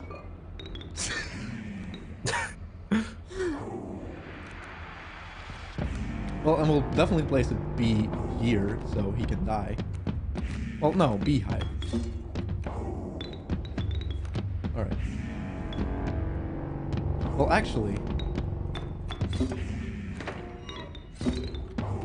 Uh-huh. Well, I mean, it fits with the battle, you know? Rattle me bones.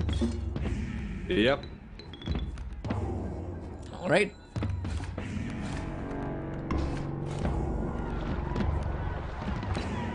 Zombie parrot. Oh, that doesn't generate a bee? Oh, wow, we also give bones. I think we win this round, right?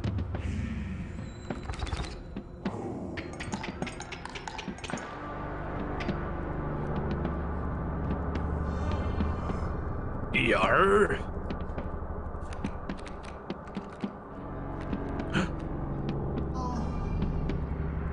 Blast! Me ship is full of rodents.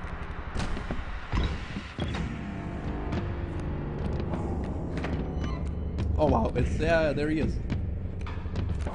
I can't really do much. I guess I'll sacrifice the Raven just to get my beehive on the field. Well, no, the mole man's gonna move. Oh, whatever. Also, I just noticed, I don't know why it took me this long to notice, but like, he doesn't have any candles on his side. Oh. What's up with that? Yeah, what is up with that? You know how Cortez works?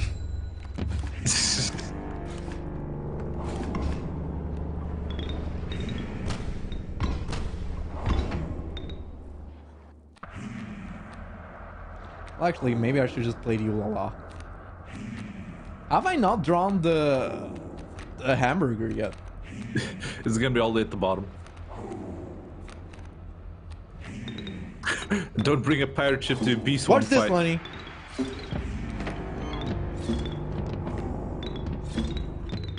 Yes, don't baby. bring up what, Lenny? Don't bring a pirate ship to a bee swarm fight. Uh-huh. What if I need more bones? Oh, true. Do you have the gig that you can like search your deck? Yeah. You want me to pull the hamburger? Here we go. Let's check out the stack fire. Oh, we can't tell yet. All right. Yeah. Oh, they're all already falling off the table. I'm gonna kill that gig though. Play the mouse. Alright.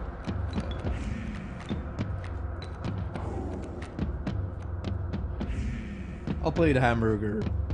Well,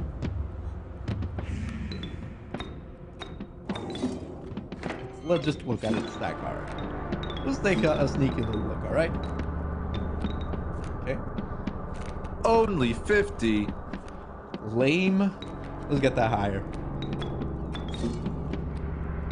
I think I made the right call going for that whole bone feet thing. 52, 54. Uh-huh. Oh god, they're falling. 56. Oh, I can't sacrifice things anymore. Oh well. I guess we'll have to stop at 56 attack. Rattle me limes, you're good. Thank you. But allow me this final gambit. Oh.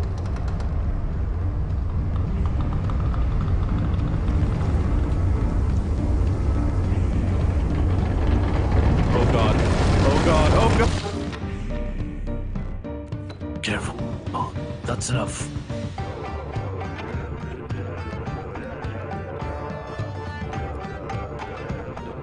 The limoncello. Yeah, that's the thing. Leshy takes Oh, a a little party. Leshy takes a picture right before crashing into the table, and then it's a Yeah. card. The limoncello. I love limoncello. It's very tasty. I love that our bird is just kind of single-handedly. Plankton Braxton, no! Yeah, that's a gimmick that I can't show because my field's full. But if there's an empty space, a skeleton crew member will jump onto your side and fight for you. But the problem with that is they'll attack and then get destroyed because they're brittle. And then the boat attacks you. So it's actually bad for you that they appear on your field. Because if there's nothing opposing them, like he does 2 damage 4 times. And then you die. Did I get more bones? There we go. Alright. I mean, do you want to listen to the music a bit more? Because I kind of wrecked the boss, you know. Yeah, a little bit. Hold on. Dude, this music is fucking awesome. Look at these guys.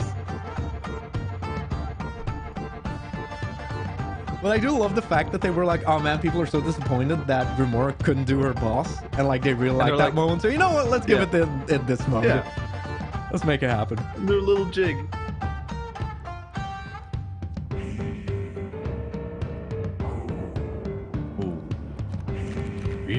Kill the hamburger for content? No, I think the hamburger being there is the content.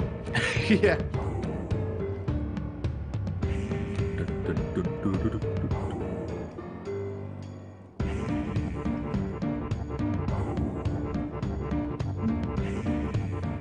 Dude, this is so fucking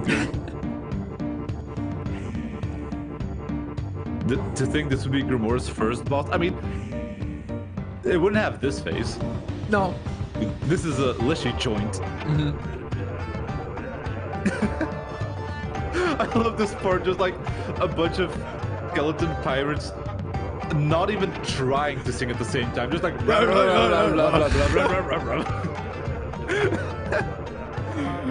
So wouldn't this be amazing if you like after struggling through all the challenges, and then this is your Yeah, it's final like, reward. wow, what's gonna be? And then it's like, fucking pirates, yo ho ho, motherfucker. Yeah, imagine if this guy had the tri-strike. See, and that's what I mean. With this card, kind of fixes all of your bone issues of never using bones. True. So, I mean, yeah. All right.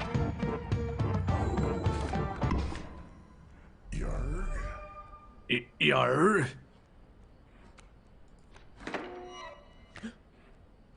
It's another beehive.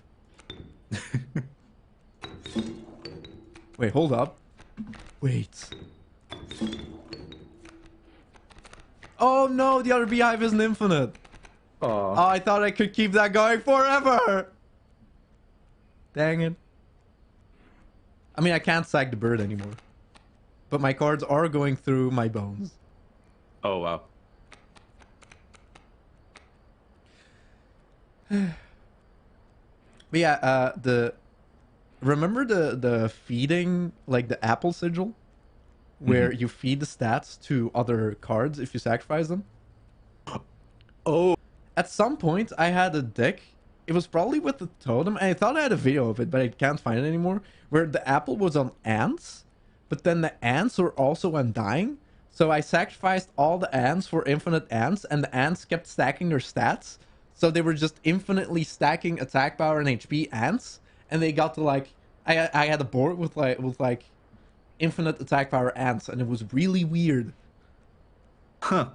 Because they kept feeding each other, and then they appeared back in my hand, and I played them again, and apple, and yep. Anyway.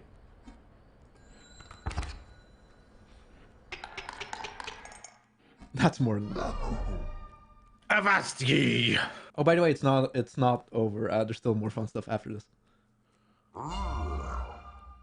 Farewell. Oh.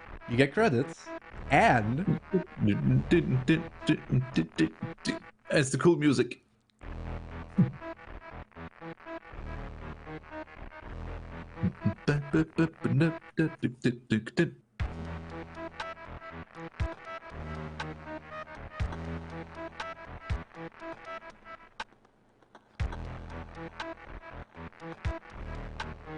is it lovely that he's still here dancing in the credits? Excuse me, did he do a fucking dab? Yes. Yeah, okay. Okay. Yeah, the attack sigil does the apple sigil does work for ant stack power. It's weird. That's actually different dance poses. It is. I mean, they really are. cute. Look at that.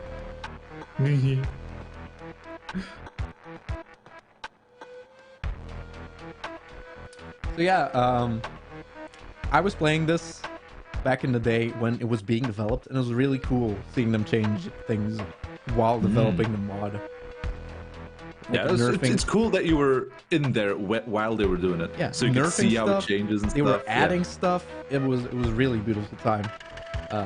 Like when I first started, that final boss wasn't even in there.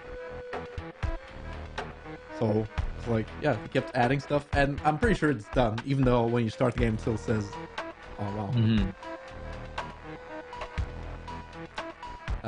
Anyway, it still says it's in beta and the current status. Okay. I'm sorry. I listen. Obviously, I love this guy, but I wasn't prepared for fucking twerking. And This feels I'm wrong. distracted. And the current beta status is still. Oh, Jesus. Oh. I mean, oh god.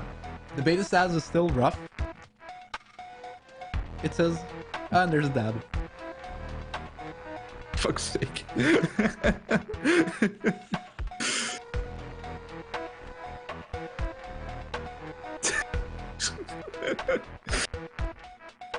Jesus Christ. Yeah, I really love this Grimora boss music as well. So.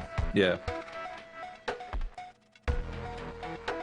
I mean, okay, I was gonna say this is clearly. I mean, no, this is still my favorite music from Act 2.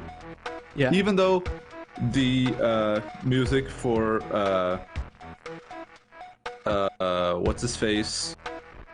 Magician guy. Yeah, is that also one's very really good. Magnificus. Will Fat Guy add Wizbot to the channel banner? But, I think out of Doing the everything, dab. I probably have to add Awesome Opossum. Yeah, it has to be Awesome Opossum. Maybe. Banana Bow was a thing that I added after a while. Did anybody ever notice that the Banana Bow got added? Oh wait, shit! I didn't notice. What? He's been there for a long while already, Lenny. I mean, when am I ever like on your channel page? Well, I guess that's true. Yeah, actually, I made the thumbnail for Black 2 Nuzlocke like back in July, anticipating us doing that like in a decent amount of time. But I'll probably do it like in January, like at least after the new year. We'll do the Black 2 Nuzlocke. But the thumbnail for the first stream of that has been made a long while ago. It's funny because I saw it on my PC when I made the thumbnail for this stream. I was like, oh yeah, right, I made that already. It's hard to notice new characters in the banner. Well, I don't know. I think every stream series does add something. Oh, should I put on the shades? I don't know. I'm looking at it now, and it still seems to be the same from what I remember it, aside from Banana Boat stuff out there. Well, the same from what you remember. What do you mean?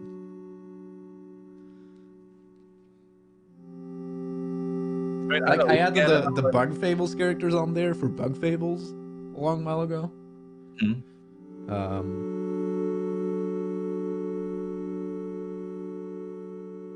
Yeah, no, it's a good selection of characters to put on there. Lenny, we can barely hear you. You got there's a Drop Goblin as well.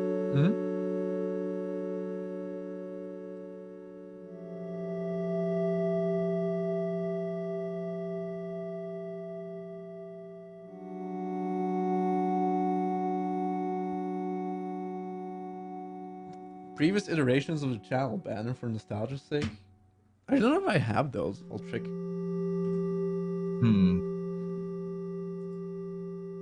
If I just type in banner.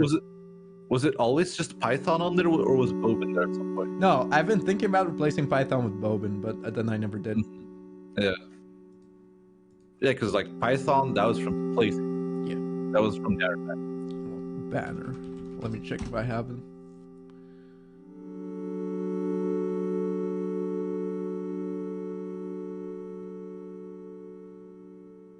I mean, it's something I don't think anybody sees ever, because I think it's only when you watch it on TV.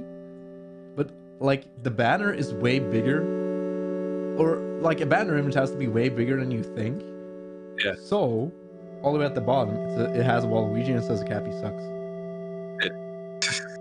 Which you only see on the TV, I think. Yeah, this is the most recent one, I think. Oh, someone asked me what's with the glowing eyes. Where? I'm assuming they mean like the little sparkle in the darkness behind you, behind everyone in the hole. What?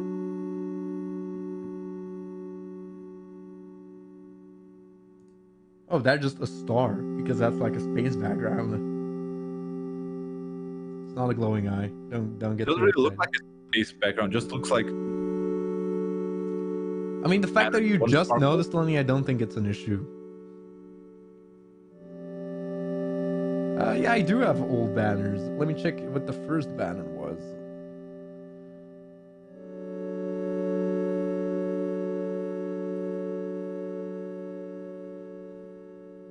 Oh, that's interesting, dude. Wow, this was the first iteration. You're still white. Oh yeah, I mean I'm white now, but I'm not in color. Yes. Wow.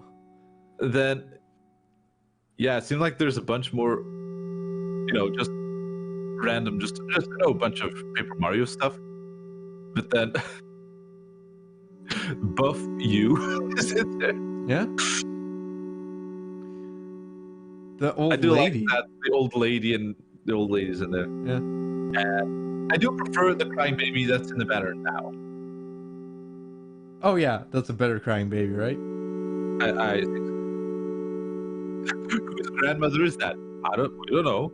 It was a grandma It's a PNG grandma. for the Berserker Mario stream. Yeah, it's just grandma. Lenny, can you like get closer to your mic or fix your internet? What? We can barely hear you. Really? Is it that bad? Guys, tell him it's bad. I mean, I'm sitting where I am right now.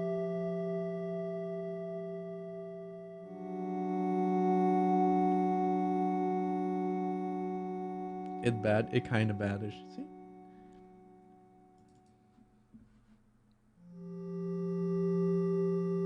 I mean, we would need to put them side by side, but then the next banner update is where Book of Mario stuff gets added, I think. Yeah.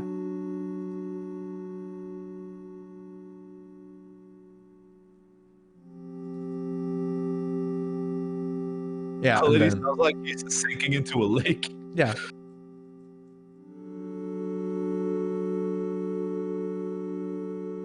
Like, there's not that many iterations of the banner, honestly.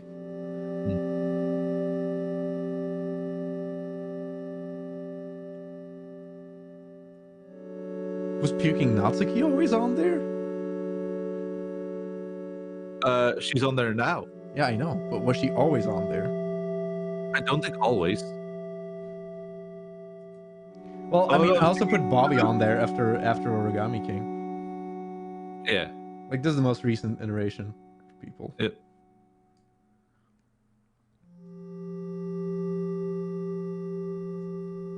There are definitely some old jokes on there, which I think they should stay. I mean, to be fair, I wonder how many people still remember what Puking Natsuki is even about, or like, well, no, people should know it how. But like Troll Grubba, that one's really old. That is old. That was like from some of the first streams. And suddenly, the swooper and the E-camera right next to each other, that you can barely even tell are there. You can see the swoop with the E cameras. Yeah, that might be the oldest thing on there. Also, the crying child is kind of just afraid of Berserker Mario, you know? Yeah, of course. That's why it's the perfect place. I do think Berserker Mario is kind of like one of the best jokes, quote unquote, from the channel. Oh. Just I like Berserker Mario. Oh, definitely.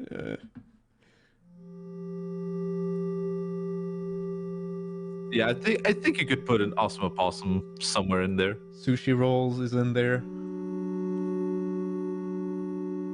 How is it? Yeah, I feel like maybe you could put the Awesome Opossum like above Bobby. It's gonna be at this point. It's hard. If I want to add stuff, I also have to remove stuff sometimes.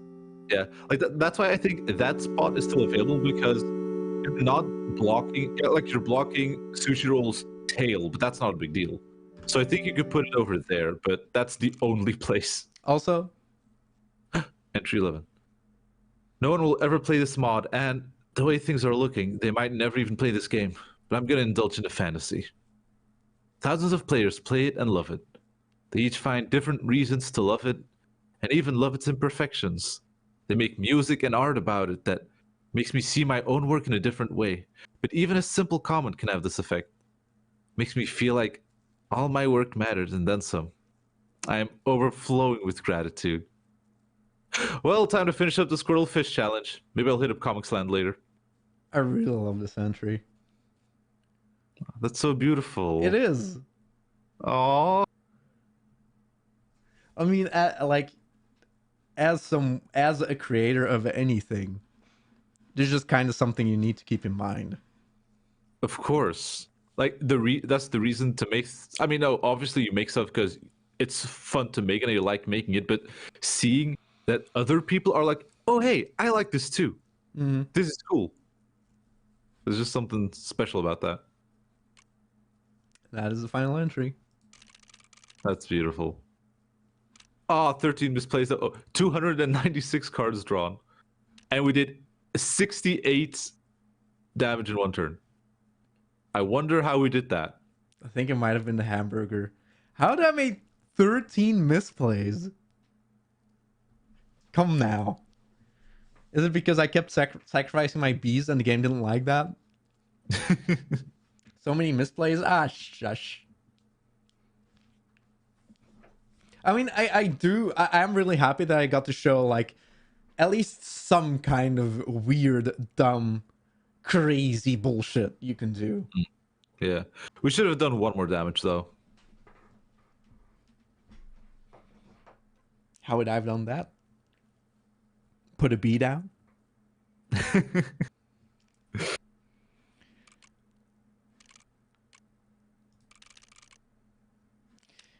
And I guess that's kind of it. Like, I could do another run, but I don't know. Well, I could do a run with all the skulls active and see how far I get. Actually, yeah, let's do that. I want to see how bad it is. Oh boy. Can I at least save scum for the campfire? Yeah, yeah, sure. Okay. And I want to at least get to the first boss because I want to see all the grizzlies. I don't know if this needs to be active for Skull Storm. Probably, right?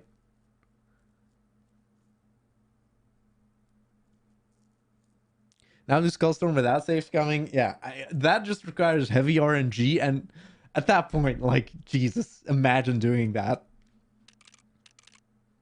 Also, I wonder why the +1 skulls are so happy. The other ones aren't. I mean, they know what they're It's like, about. hey. All right, let's go. Oh yeah, my stars are annoying. Annoying Mantis God. I mean, this helps with the sigil challenge, I guess. Oh, look, a fire. All right, let's see what we can do. Dude, what's up? Yeah, my pelt's a clean lady. Bees? Yeah. We got bees. I mean, to even remotely do anything here, I would pretty much have to scum for infinite Mantis God is probably the best thing to do. Uh-huh. Poison Mantis God also works, but Welcome to Applebee's. Would you like the apples or the bees? what is that copy pasta? Like, Hmm? do you want a cup of this, bees? And then, but there was no time left. She was already pouring him a brimming cup of bees. I don't remember that. Ah, it's a copy pasta somewhere. Can somebody... Spiders! No, that's it. Spiders. What can I get you? That's like naming... brimming cup of spiders. I would look it up, but maybe that'll get, like, claimed. Yeah, cool. So you can't keep doing this until you get something. Yeah, Vaporeon is like... Oh. Did you know Yeah. What did I know, Lenny? about Vaporeon? Yes, I did. I do. They're very compatible. Oh, fuck. Oh, I also wanted to ask, like, so what's the dialogue like when you get to the pirate for the first time? I mean, I don't quite just remember. like It's definitely unless you going like, huh, what is like- this? What is the skull doing here? And then the pirate's like, yar. Yeah, I mean, the skull isn't there, Lenny, because, like, the skull becomes alive. And the skull is the skull of Kaycee Hobbs, and it's Kaycee's mod, so... God damn it. There's always some kind of ant in there.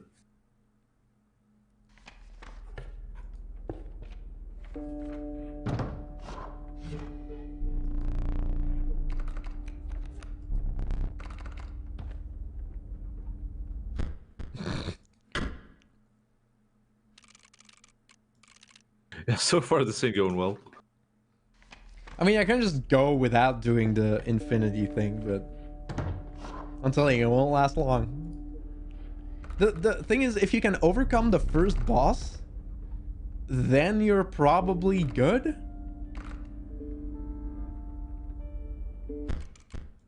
But it's like, getting past that is...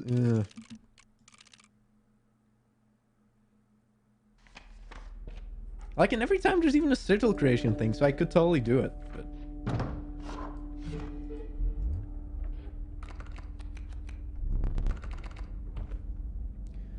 I could go for Poison Mantis God, I guess. It's not quite as good. It really isn't quite as good. It does kill.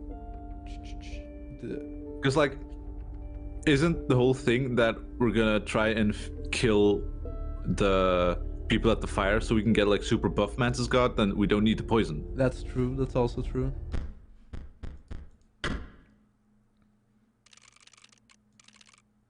Also, the skull isn't Kaycee's skull, it's Royal Dominguez. Is there literally an entry saying, like, it's Kaycee's skull? Well, the skull with the teeth. Well, yeah, isn't that the skull he uses for Oh, look! Isn't that skull used for bosses? Nice. I mean... And then... I guess I could go for poison and try to put that on another card. Mm-hmm.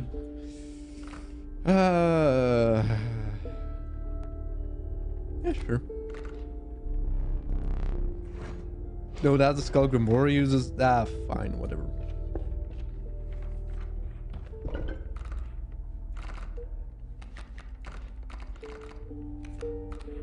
If I could get another Mantis God and make that Mantis God poisonous, and then combine those Mantis goats, then those Mantis goats. Well, actually, if you can get the Totem of Infinity, then poisonous Mantis God is the best.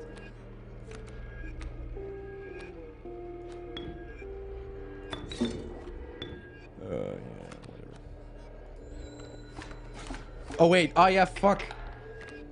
My Mantis God's annoying. So he gives the 3 attack. Ah.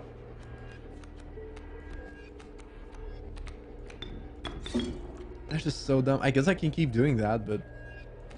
Oh boy.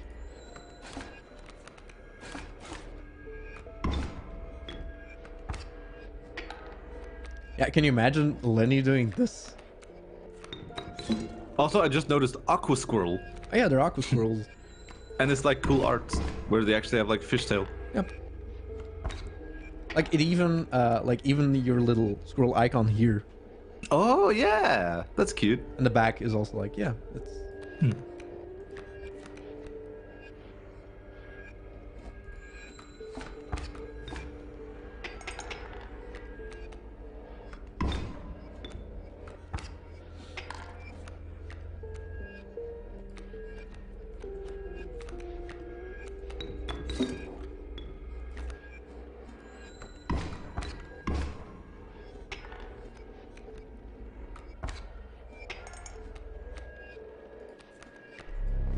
No, not now. Where's Scales at? You don't get to choose.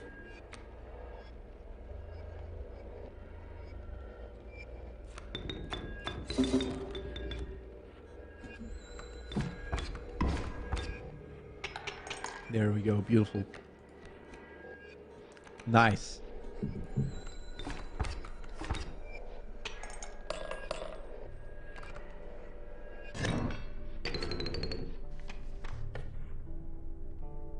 Well, actually, also Infinibees would also work against the Grizzlies. That's true.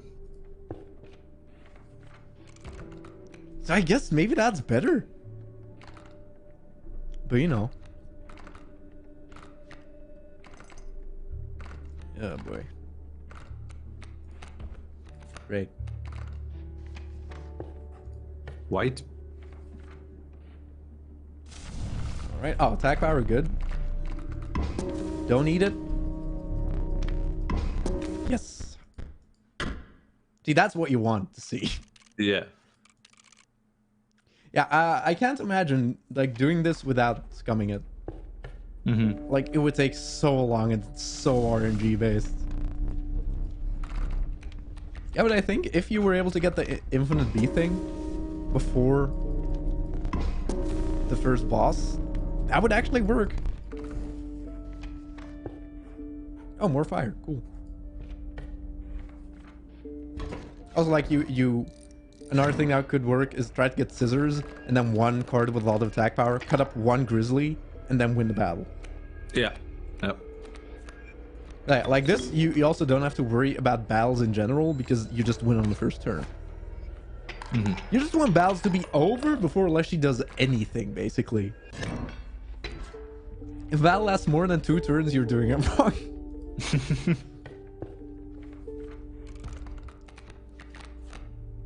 Oh.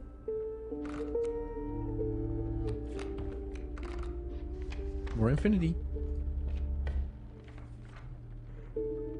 Okay, let's see. HP. You can eat this one. Yes. Oh, did you want to read that? Well, you already read it before. Well, it's still the same text. Well, Yeah. it's slightly different each time. Like, there's more flavor to it. Like, he has different pieces of text for... Oh, well, there we go. Yeah, this is why the Mantis God is kind of the best starting deck, because once you power it up once... But that's also based on RNG, because Campfires can be both health and attack power.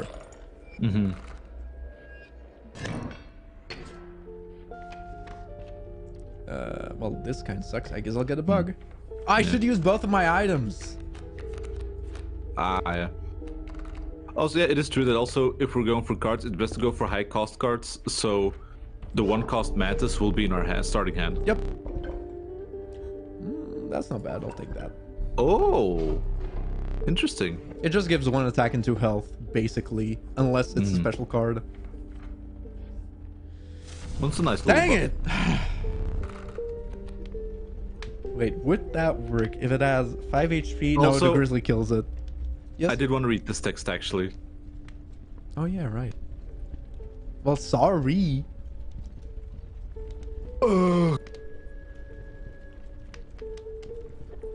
Okay, so who do we want to? Like the Mantis God Yeah, dies 4 HP. anyway, but I guess I'll give it Yeah, HP. that. I mean, it's not doesn't really matter. No, like the thing is, it has 5 HP. The Grizzlies have 4 attack, but it'll get 5 attack because of the annoying sigil. So Grizzly kills the Mantis God anyway, so it won't stay on the field for longer. But maybe I can build it up later. You'll get to see that text again, by the way. Oh yeah, true, of course. The thing is, you also need the Undying thing, just in case the first boss is the Prospector. Because if he pickaxes your Mantis God and you don't have the Undying thing, you're shit out of luck. Yeah, yeah. Fish. Bring fish. There is our God. Praise be to our God.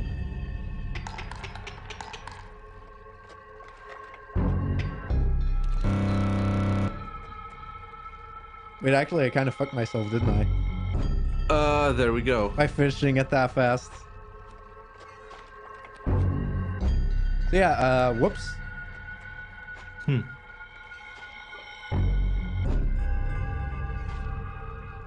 Oops. Yeah, also, a downside of having 1 candle is you never get the smoke. Yeah. Yeah, I'm dead. You fool. Time to reload. I mean, I don't think I can do anything to prevent this. Yeah, that's all the thing you can do. You can restart the battle. Your RNG will be the same, but you can restart the battle. Yeah, that was a total misplay. No, I definitely should have gotten new items by using them in one battle and then going to the pack. And hope for scissors.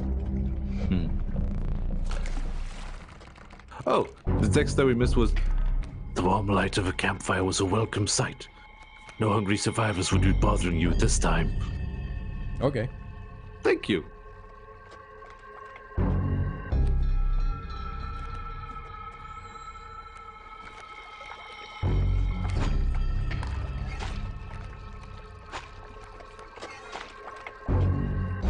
Yeah, what could I even do to not make bullshit happen, Lenny? Pull my Well- tooth, get the scroll, sure. Well, I'm also wondering, so, okay, so you got through the first phase and then suddenly, bzzz, grizzlies. Yeah, So it's just the second phase gets replaced by a grizzly phase? yeah. Okay. That's, yeah, I mean.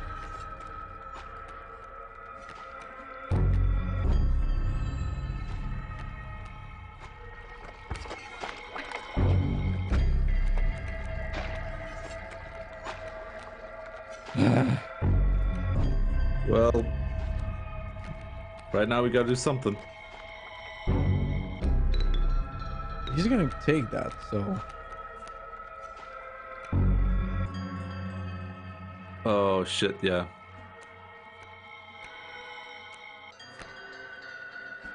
Yeah. And we're only gonna get 3 bones.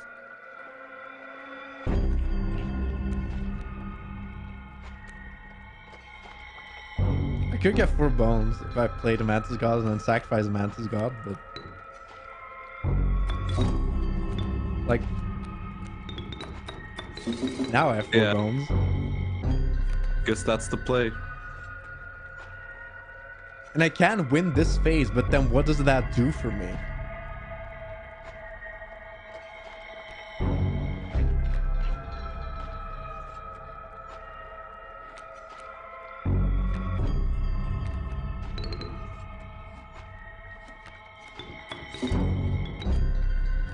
Like, this does nothing.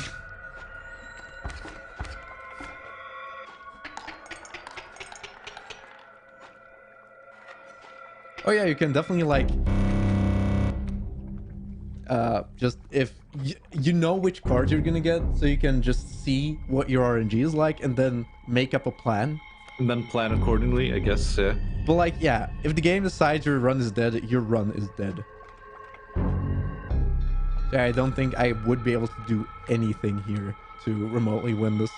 Unless I got, like, that's what I meant with you need items, basically, for this mode. Because, like, yeah, scissors or maybe, like, the hourglass to make him skip a turn. Yeah, itemless, yeah, this one ain't gonna work. Yep. I killed a bear.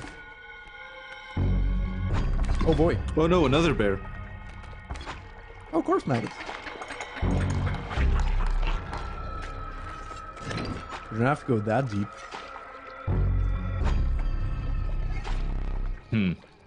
Go fish. Stop, no, please.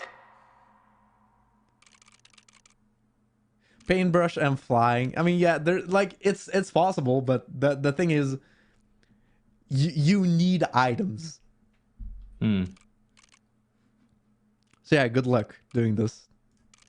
I did it. Jesus Christ. But you need to be so lucky having the right setup. So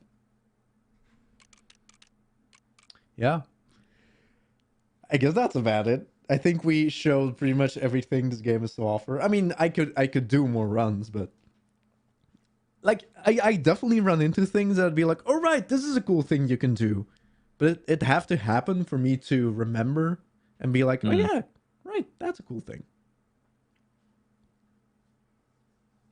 Have you seen the Beat the Moon speedrun of this game? No, but like, just of the regular game, they're just skipping through text as fast as possible, and then dying. Well, no, skipping through the dumb stow text and the tutorial, then immediately dying, so you can get bones introduced, and then go beat the moon. I think that's probably it. Oh, you gotta use the bones? You can't get to the moon unless bones are introduced. Oh, yeah. Actually, maybe. I don't know how Too Fast, Too Soon works exactly. Like, is it just if you died 3 times, then Too Fast, Too Soon won't happen?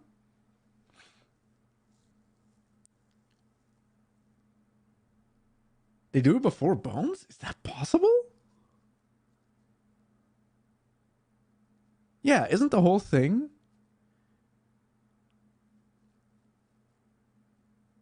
to skip all normal battles? Okay, cool. That sounds like fun.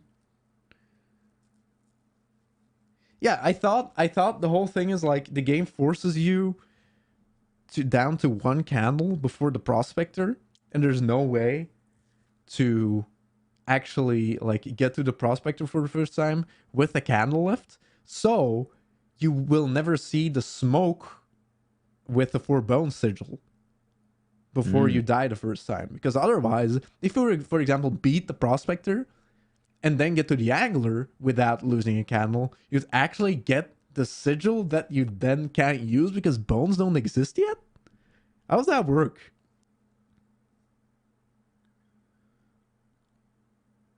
Like if you do it before bones are introduced, that doesn't make any sense because there's a bone sigil. Like, does the bone sigil then not exist on the smoke? The sigil doesn't appear on the smoke. Wow. That is weird.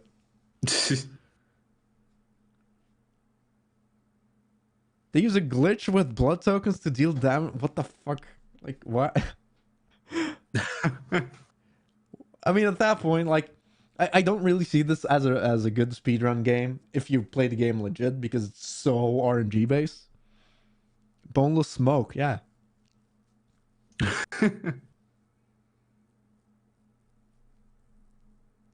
Such a strange concept. Smoke not having bones in it. Yeah, it's very strange. Well, it's like death smoke, you know? It's bony smoke. Oh, I see. Yeah. So you want to do like a sigil tier list? You know what? Yeah, let's do it. Let's do a sigil tier list right now. Okay. I'm pretty sure that already exists. Yeah. It's a tier thing.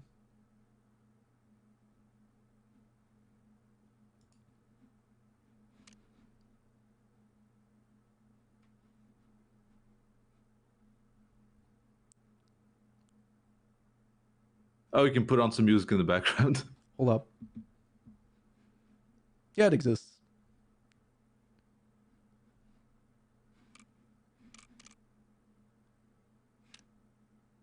Yep, okay. I'll close the game. Let me see if it lines up well. Exit game. Exit game, please. There we go. I'll put on some music. Music from Inscryption. Eve. Oh. That's not in the soundtrack, actually. Maybe it is now? I mean, I would hope so. I feel like that, like after the release of Kaycee's mod, there should have been like an expanded version of the soundtrack. I'll try to get it, I guess. Because like that's the only new music track. Man, clicking on the Inscryption thing and then seeing this. Hold up, it'll appear. Made me think, like, man, the fact that I actually got emotional at that part, the only reason that happened is because I didn't need to do anything. I could just sit there. So, for something like Omori, I don't know if it'll work as a playthrough. I think it will. Well, okay, listen, it would work if you play it. I'm telling you. If I actually have to sit there and play the game and voice act for characters, it won't be nearly as bad. Yeah, you just aren't able to take it in as hard as you could, as you would be able to if you didn't have to do anything. You could just sit there.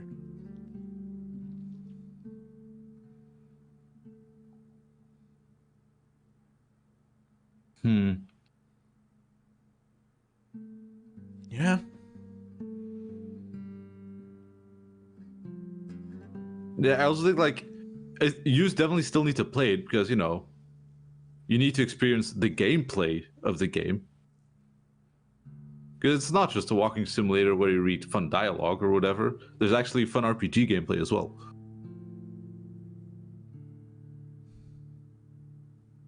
And also, like, honestly, I also totally agree. Like, we could just not do voices, for example. It's still not the same. Like, I wouldn't even, like, at that point, I wouldn't even provide commentary. I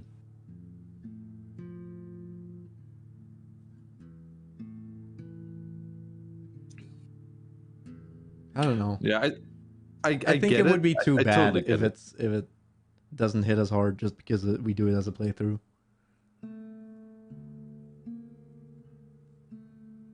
I don't know. I don't think that's. What if it doesn't hit as hard as you would like? Well, no. I I mean, would be remiss.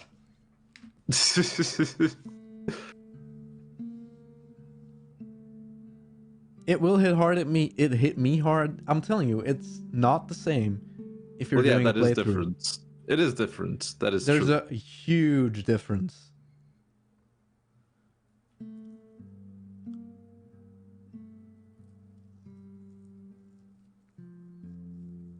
Yeah, I'm telling you, if for example, well, we can't know, but if I played Celeste for YouTube, I don't know how that would have gone.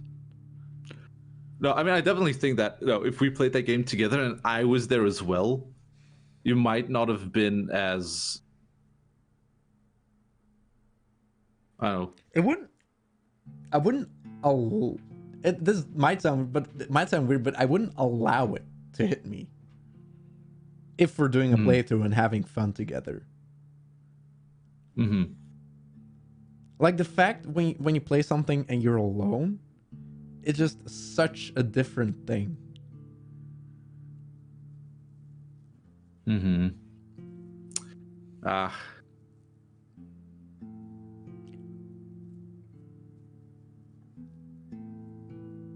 Like it's not because it's not okay to cry. That is not the thing.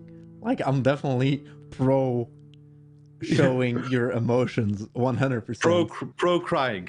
I'm Right pro here. cry. But it just, yeah, there's a big difference. Mm-hmm. Yeah, no, I definitely get that. Because again, I was also like, oh, but if you don't want to play it for the channel or whatever, I would still be cool if we could like still play it like like your screen share or whatever. But that's still gonna be like it's still gonna be different from you experiencing it by yourself. Yeah.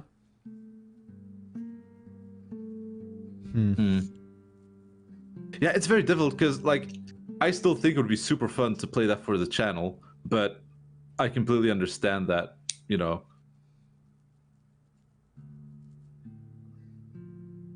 I mean, it's kind of the same deal where sometimes people are like, how does talking and like providing commentary take away from your skill at the game? It's like, no. You don't understand. It does a lot. If you have to split your mind space between talking and playing, either you'll play badly or you'll stop playing to talk. Yeah. Some people, like, I've had comments where like, no, that is just a you problem. Yeah, no. No. If you have to split your concentration, it's definitely a different thing. Like, I've actually gotten a comment about that at one point. Someone being like, "No, I've played a game and talked to my friends, but yeah, no."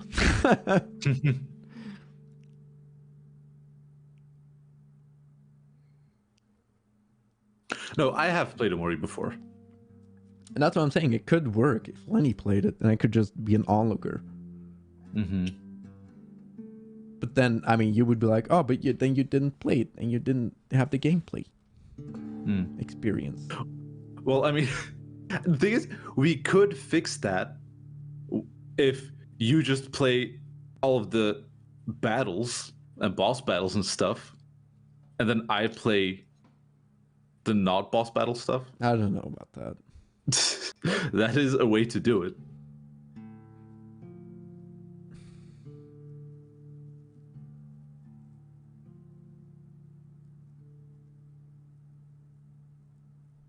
Also, I just remember that, oh yeah, this music is playing. It's very fitting for this conversation.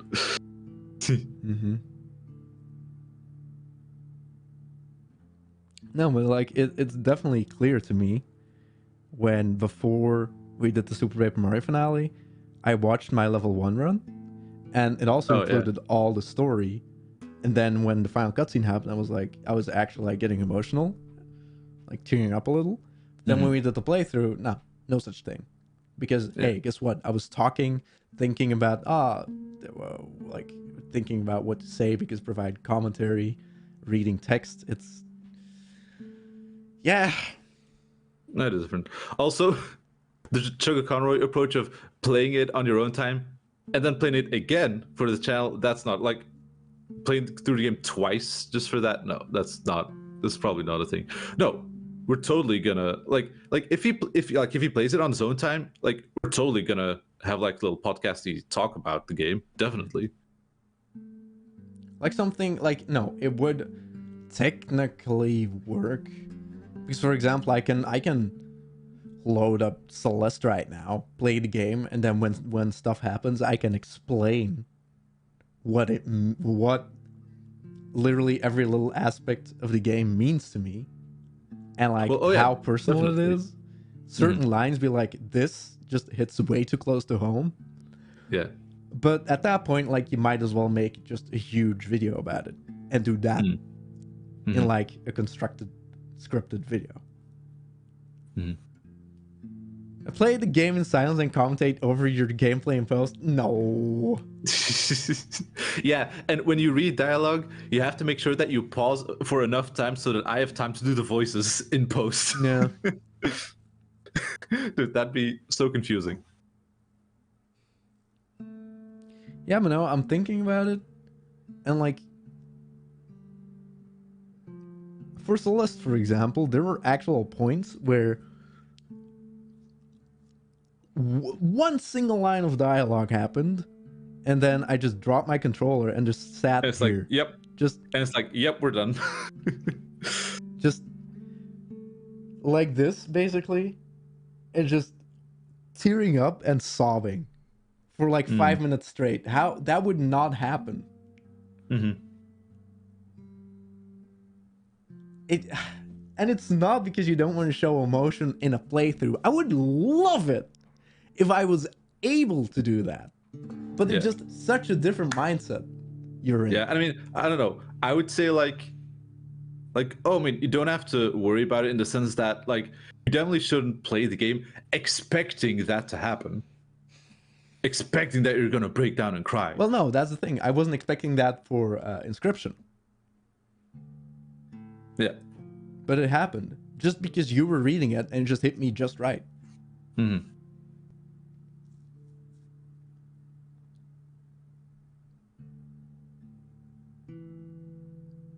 Or yeah, that's also true. I can just hide a secret camera in your house.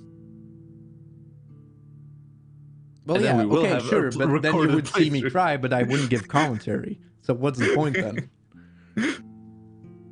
What, when you play games by yourself, you don't just randomly go, oh wow, oh what is this thing?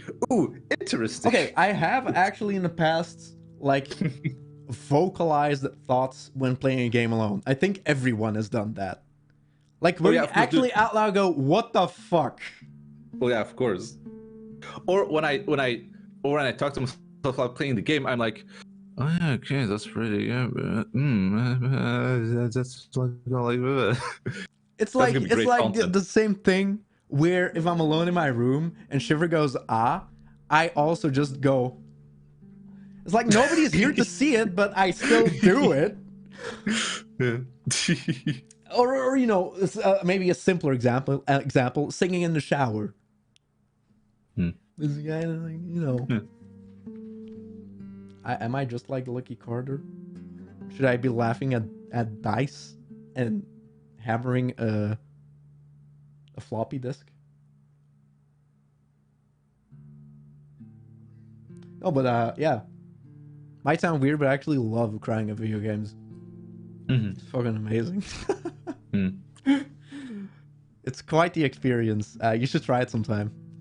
I mean, having something touch you to the point of crying is always like afterwards you stop crying, you're like, damn. That was so good.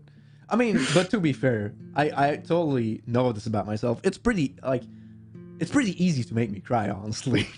You just rarely get to see it online, basically. Yeah, Luke does suck at commentary where he says something and then is silent for 8 hours. And then he goes, "Woo!" And he goes, whoa! Or, come on! Fuck!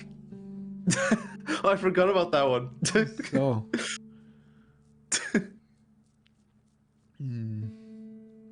Yeah, but the first time I distinctly remember crying at media was at the finale of Ghost Trick.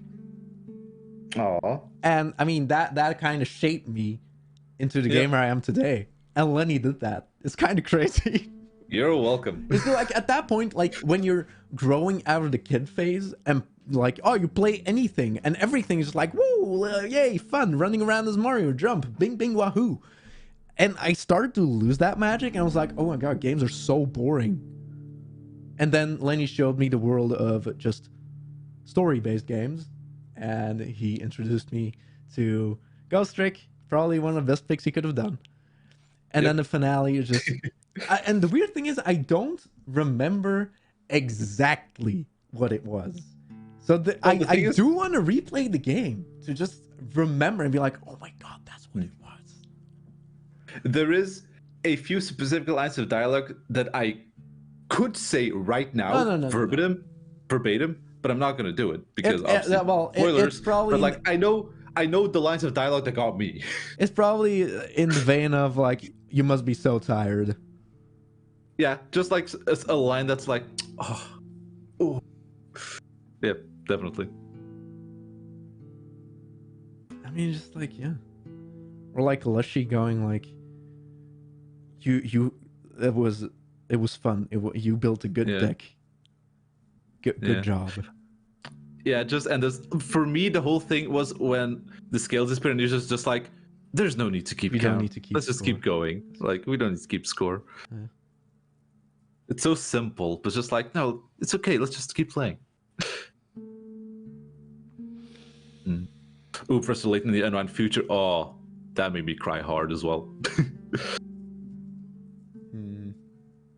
Also, I started thinking when I don't remember exactly when we mentioned it. Oh, it was when we were running around, I think, collecting maps in Super, where we were like, is there a plot twist that we didn't see coming? And was actually like, oh my god. What the fuck? Oh yeah, that made us like actually like go like, what the fuck? That like mind blown. Yeah. This might sound weird and a little bit self-serving, but maybe just because there is literally no way to expect it turning out that way. But, Book of Mario. Yeah, isn't technically Book of Mario 64 kind of that? Mario, remember who you are. Where we were theorizing, and then, oh yeah, and maybe it's like, oh, Mario actually died, and the Star Spirits are possessing him, and then Bowser just outright confirmed that. It's like, Google Translate wrote this. Yeah, so... Yeah, stuff like that is because that comes from a source where it would seem absolutely impossible for something like that to happen.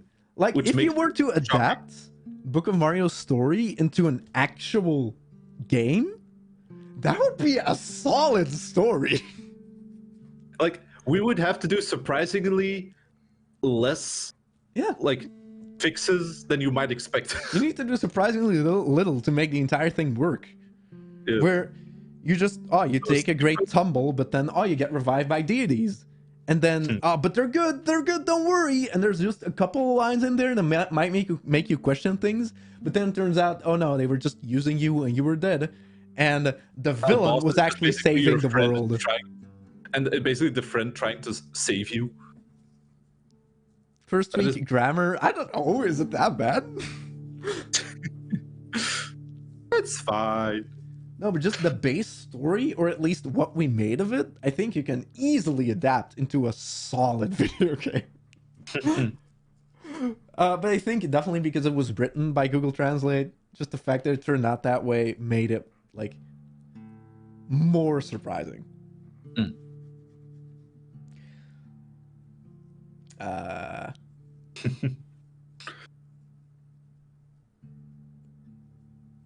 Actually, let me check.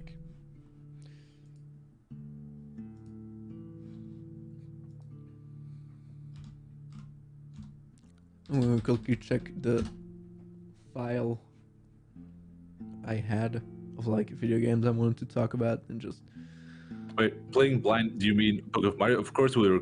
I mean, we were blind in the sense that, of course, we worked on translating the game. But do you think we remember all of that The stuff? thing about Book of Mario is you translate, like, we translated chapters, like, we distributed the chapters for people to do, and, like, other things. But, like, when you're doing that, it's all so disconnected. You might be like, ha, that's funny. But then when it's all put in the same context, it's like, oh, wow, that's actually way more interesting than you would think. It's like, yeah, because you think like, oh wow, this translated into that. That's weird. Or like if you have a line and you think, oh, that's fucking hilarious, but after like 500 more lines, you start to forget a lot of stuff as well. Yeah. So yeah, playing Very that much. like the thing is, like, for example, I know I did chapter 6, for example, and I remember going into chapter 6 like, oh, I remember there was some funny stuff.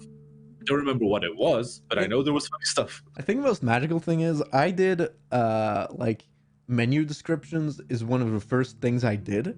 Yeah. And then it's like, oh, Paul briefly stops the power of Bowser's star shaft or whatever it is.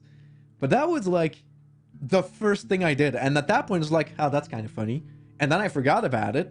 And then when we played the game, it's like, Paul. We didn't know Paul was going to be a thing. No, exactly. Like, how did Paul get translated into that? And without me knowing it would be a thing, I was like, yep, that's funny. But then it turned out to be actually plot relevant. Like, what are the odds of Paul actually becoming a recurring character? Yeah. Princess Peach. I don't care. I'm also leaving. Or just like random just exclamations in Book of Mario are always the best. It's like, I came Mario, you finna. Yeah. Or just be woke, be cool. A calm spirit is smarter. And it's a street. It's a tree. A It's a street. A street. Better. A street. A street. A street. Better. And just like the Joels and like that whole thing. And now I can't stop feeling from the Joels in gun sales is on me. And just everything about King K, honestly. Oh, also a couple of things. More revelations about, especially after we did Super Paper Mario, I've seen more and more people asking, like, do Google translated Super? And I wasn't a fan of that even before this happened, but because I knew it was a thing. Like, at this point, I think there's 3 Super Book of Marios. And then some people are saying, I'll play this one. And then others are saying, I'll play this one. Oh, no, I'll play this one. And it's like, at that point, if I chose one, then people will be like, no, it's the wrong one. The wrong one. And it's like, no, but then since I made the other ones, I decide which one is canon. And like, I know it just Google Translate, but people, like, there would be different camps of people like, oh no, this one is the better one. Oh, this one's the better one. So the only way to not have to deal with that is actually make one myself, but then I'm just like adding more to that. Oh no, there's 4. Oh, but this one is official. It's like, yeah. Then maybe other people will also be like, oh well, I like the other one better actually. Yeah. So there's actually no winning. So that's the reason I will never. I think what could be a move is just to do both. Just play one, no, just play one and don't care like that. There is no canon one. Just play one for funsies. Because who cares? People would definitely be like, "Oh, cool fact! I played that one. That one is canon." Like at this point, Book of Mario is kind of out of my hands. At the point multiple people start making other ones, it just wasn't my thing anymore, and now people are expecting me to choose which one is canon. Also, like at one point, I saw somebody making one for, I think it was Origami King, and then he was like, "Oh, if you want me to continue with this, support me on Patreon," and I don't like that. Oh yeah, it's like yeah, okay, so you're making it and then telling people to give you money so you can keep creating. Like, it's like, I get it, but I don't like it. It's just the same as like, oh, YouTube creator. You can support YouTube creators to have them keep creating a thing. But for Book of Mario, it's different. It's like I started it and then now he's doing that and being like, hey, give me money so I can continue it. I don't know, it just rubbed me the wrong way. So I don't know. I think we had a good run though. And I mean, I'm never gonna forget Book of Mario. no. That was magical. It's also like the games. Like the first one was kind of a rush job for me, in a way.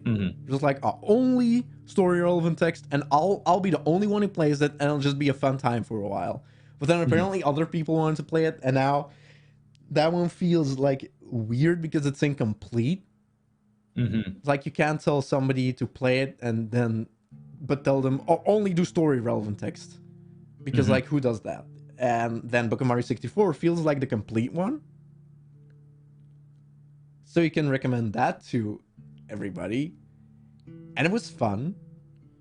But now, like, I feel like if you do even more, it might start getting old. It's like hearing I came in like another mod. Like at this point, it's like, yeah, we got the joke. You know? Like, I don't know.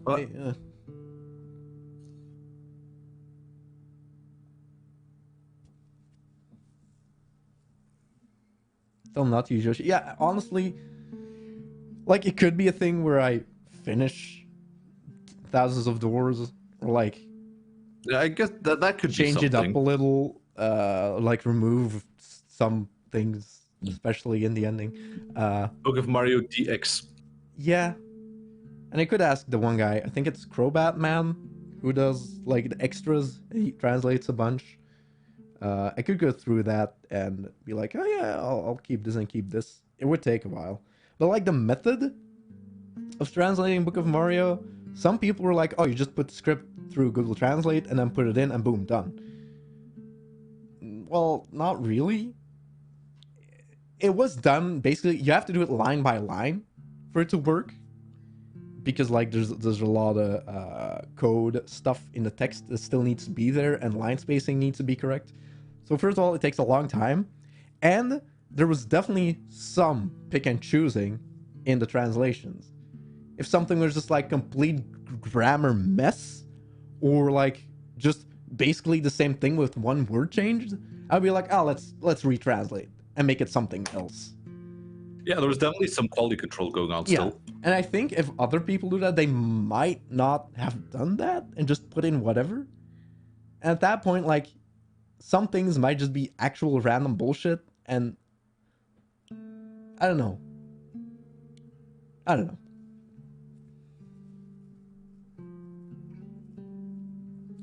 But yeah, I don't think I'll ever do. I mean, it just became too bloated in a way. Like now Super has like too many. Yeah. And then I don't know. I'm kind of taking, like, I still like what I did, and I can look back at those streams and be like, oh, that was funny. And I'll laugh at us laughing at it, but I feel like I would be forcing myself if I were to play more Book of Mario. Yeah, it's true. I left my mark on kind of the internet in a way. It's a small mark, but the fact that it got as far as it did, you know, I'm good. It was never part of the plan to hear Chugga Conroy say Paul, or to have him actually mention Book of Mario. It's very weird. Or to have Lenny appear on Vinny's stream. Oh, that wasn't part of the plan. Like, I think at some point it would be neat to like look back at those videos, or like do like, I don't know, look at the highlights and just remember them. I mean, I do that on my own sometimes. Be like, yeah, oh, sometimes I just think like, oh, oh yeah, Book of Mario, and then just rewatch one of the highlights, and it's like, oh fuck, it's so good, so funny. Lenny appeared on Vinny's stream because Vinny played one of the videos. Yeah, and then it was like my voice. Well, I mean, no, it was all of our voices, but like your voice was there too. Yeah, but it was a thwomp thing. Yeah,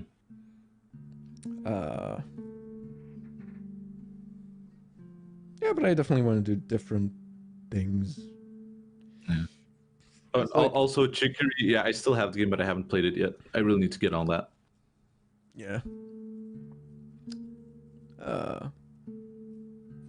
We were still gonna do a sigil tier list.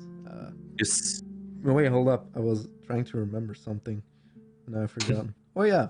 Well, I don't know if I should talk about this because it might change some people's, or might taint their fun memories of Book of Mario. Well, actually, no. I guess I can give it a happy twist. But like Book of Mario 64, I think happened in. Wait, was it 2019 or 18? Wait, 19. it must have been 18, right? No, it was 18 to 19. Like happened during like right at the end of the holidays. I 2018. think. Well, either way, it was when I was first starting to have my first big rough patch in life, where, you know, Celeste, the game talks about it, and it was the first time it really hit me hard. And when we were doing the Book of Mario streams, those were so painful to me because I had to force excitement so hard in those, and it just drained me incredibly hard. I don't think you can tell, or it's at least hard to tell, but when those streams were over and I left the call, I was just like, oh my god, those streams are so bad, people must be hating this. Oh god, really? I realize now fully that is not true. Obviously not. No, exactly. Wow. But like at that point, I was not in a good spot, and I just was not having a good time. Now looking back, no, it's good, it's fun, it's fine, it was amazing. But like at that point, those streams were, I was like, no, these are bad streams. How can I keep doing these? But I mean, it also shows, and Lenny doesn't like this, that I can hide that side really, really well. I'm not proud of it, but True, you can, and I do, and it's true that I don't like that. yeah, but it's definitely a bad cycle because you know, I had to force excitement, and that just drained me even more, which then made it worse. Well, yeah, of course, it's gonna have like a bad effect if you have to do that like every week. But now looking back, stream. it's definitely like, why the fuck was I even like that? Like, why did I do that to myself? I could have just liked doing that, because at the end of the day, it was fucking amazing and fun. So it didn't show in the videos, but at that time, I could have definitely been having a lot more fun if I allowed myself to do so.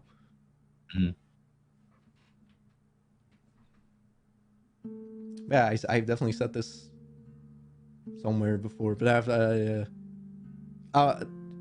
you can't tell now either way, but I'm pretty good right now. I haven't felt this good in a while. That's very good. I could be lying, you know. Oh no! Yeah, right now I'm completely draining myself, faking this excitement. You see, and the weird thing is, Lenny, you actually can't tell. No, but honestly, truly, I'm in a completely different spot than I was a year ago. That's very good.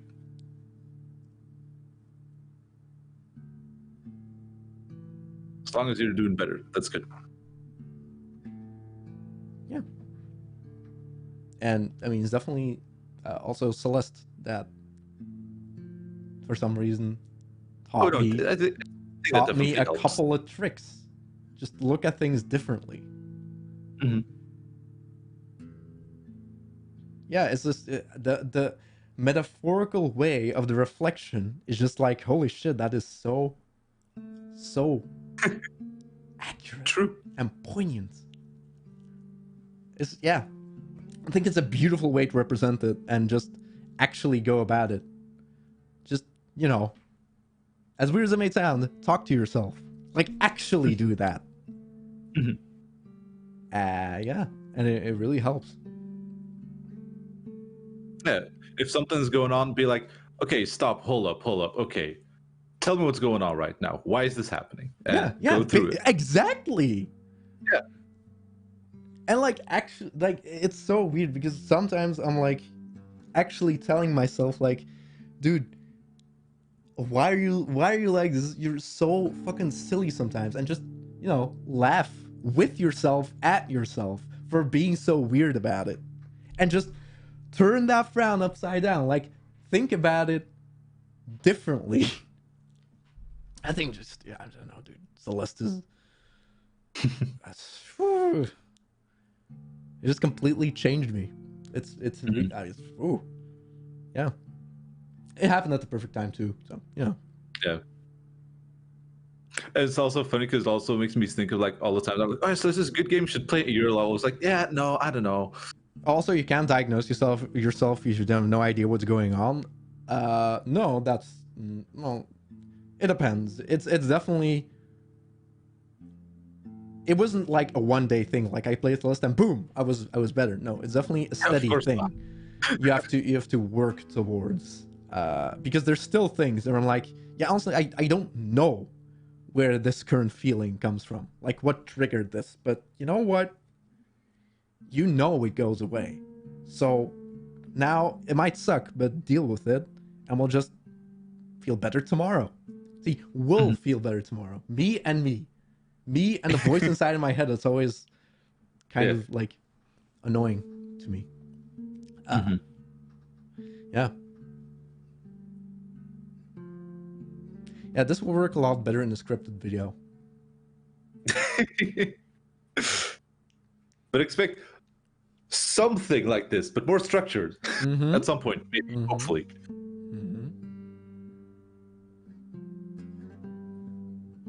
Dude. Just a line, like, it's something like, we're at rock bottom, we have nowhere left to go. And then she just responds, no, I can keep digging. It's just like,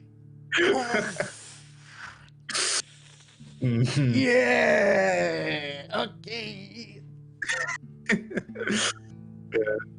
Yeah, but then you're like, it's the shift between like, oh, dude, she's such an asshole. But then you realize, no, you actually need to feel bad for that side of you. So, yeah, just like, try to steadily look at yourself differently. And that just, Celeste really showed me that. Anyway, let's do that sigil tier list. Yeah, let's do it.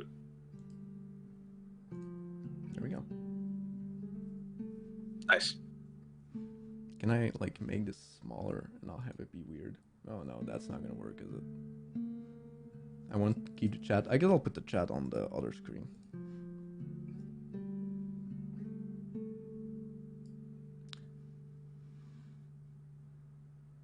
Yeah, still like, you know, realizing what makes you tick. It's a steady thing, and there's definitely still a lot of things where I don't know where certain feelings come from, but hey, you know what?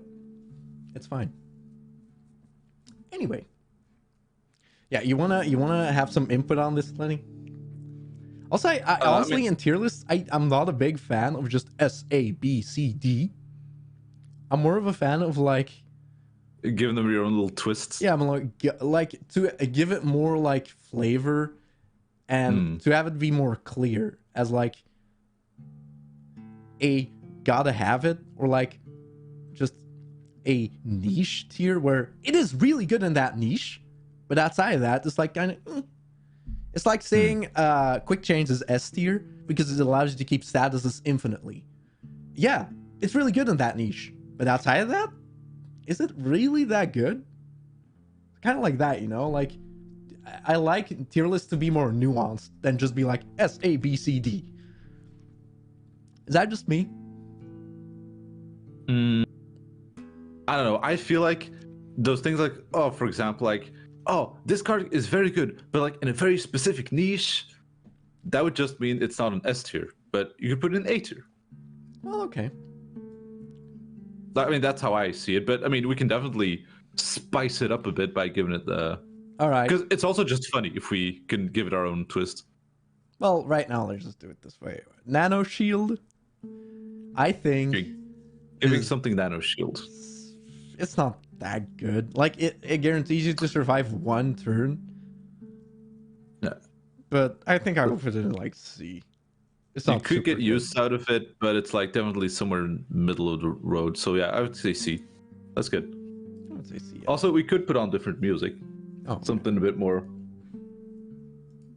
Splatoon would be a bit more lighthearted. Yeah, get the penis music in here.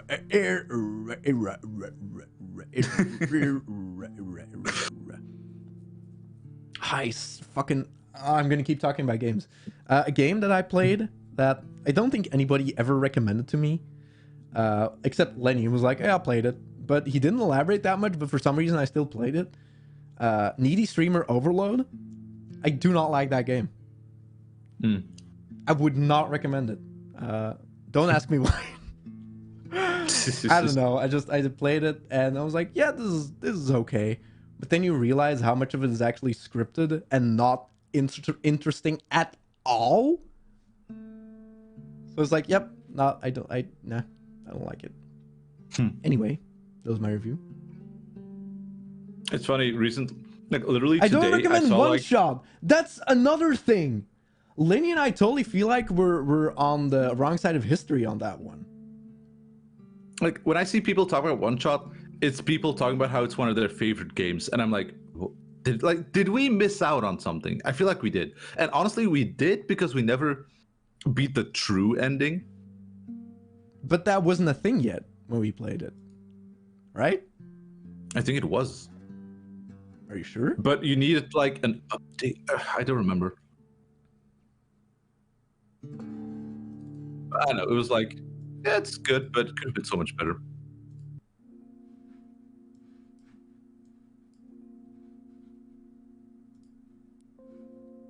There we go.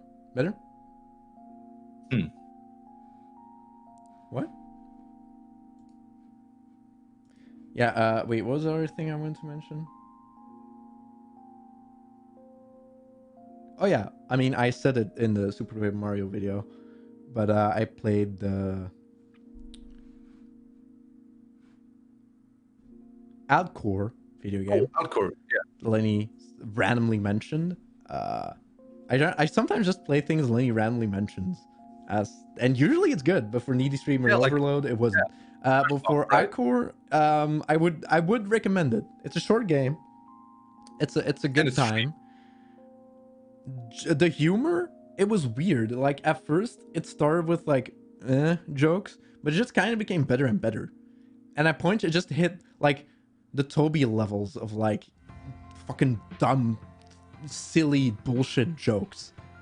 So yeah, give it some time. It really gets better. The first hour is kind of, but it really does get fun and good. So I would recommend to play it and stick with it. It's like 3 hours ish to finish it, and there's a really cool little finale thing. I won't say that much about it, but like, yeah, it's also like kind of a thing where the game looks rather cheap at first.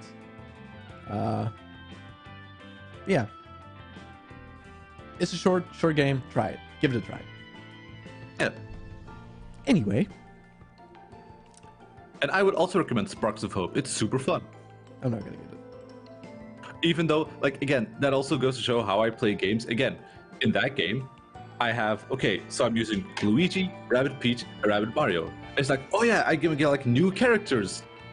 Yeah, go away. I have my team that is really strong and I like them. Oh, fuck you, Lenny. Dude, you don't know. Rabbit Mario is the fucking best. He punches like 6 different guys, kills them instantly, and then starts yelling, MVP! MVP! Anyway, Lenny also said like, oh, I'm a fat guy, listen to Splatoon music, even though he has no interest in buying the game and he's never gonna play it. I mean, fucking give it some nuance. I have a good reason not to do it. Of course, I know, yeah. It's like, I would love to love it. And I love the world and the characters, but just like the game is kind of just to me. the gameplay is like whatever, and you're not really like a multiplayer kind But of gamer. I was excited for that soundtrack. Of course, yeah. There we go. Anyway, how about this? Bees Within. It's really solid. I mean, honestly, with all of the thing beast strats about that we this use, one is though, it requires another sigil to be good.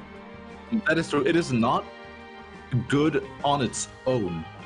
It becomes like triple S tier in combination with something like, you know, the Undying How or about whatever. this? If it doesn't stand on its own, it's not allowed in S. It shouldn't be S. Yeah, I would put it in A. I would put it in top A though.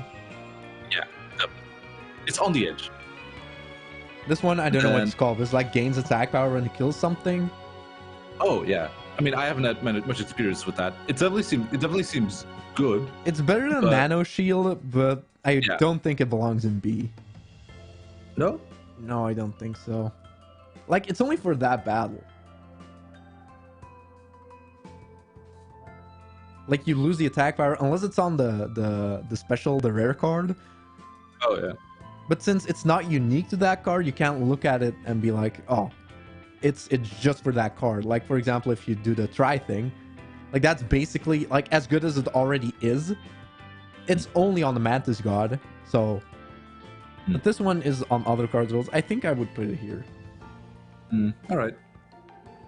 Like, yeah, like, again, if you, for example, put it on a Mantis God that already has 3 attack power, basically it's like, kills the thing, gets attack, kills the thing, gets attack, kills the thing, that's attack. But it requires work to be good. Something like this does not require work to be good. That is just good. Like, maybe later we'll put it in low B, but I think for now I'll put it in high C. I mean, definitely we can start thinking a bit more once we put a lot more stuff in there. Then maybe we can like shift stuff around. But for now, put it there. Yeah. Bone digging, Yeah. it's not D. Not D, but it's C. Yeah. It's not like super crazy. Well, I think if bone digging's here, maybe this one does belong in low B, but we'll see. Autoplay if something dies. I mean, it doesn't need another sigil to be good. You can put that on a bear, and that just insta-bear if even a squirrel dies. So it's definitely better than Bees Within, right? But this is It has more use. It has more use by itself than bees. What mods are we basing it off? Like, is base game really that different to Kaycee's mod? Like, sure, I think it goes this for one both. is nerfed in Kaycee's mod, but it's still really good.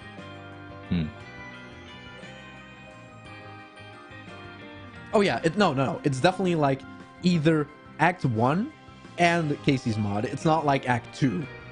Yeah. No. Yeah. I think this one is better than Beast Within. Yeah.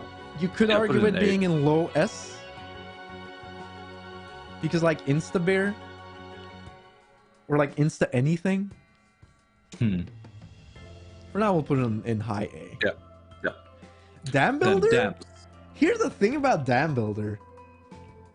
If you don't take precaution, it can actually fuck you over really hard. Because if you put it on an empty board, 2 spaces get covered up by a dam, which then are there for pretty much ever, unless an enemy kills it. So you can really get in your way because they cannot be sacrificed or, well, hammered, because Leshy does not allow hammers. Yeah, see, that's my thought exactly. Like, it spawns the things, but, you know, in some situations could be useful, but also just gets in the way. Yeah, so it's either very low C or maybe even Low D. C or D. I'd Like, say put it in D. You could be like, oh, but what if you put triple blood on a beaver? Yeah, but then you still need 2 blood to play the beaver. And then, yeah, sure, you get 2 triple blood things on the board, but at that point, are there enough triple blood cards in your hand to play those? I don't think it's that good. It's like it requires way too much work to be good. I would say just put it in D, and maybe later on we can see if we can move it up to C. But Poison, I guess B. yeah, B is good. On the adder, it's like on the 2-blood card. Ugh. You can easily put that like on a mantis or a mantis god, and then you know, then it's very good. just kill. Yeah. And then Stinky. Okay, it's missing a few unique sigils. Are people talking about like annoying?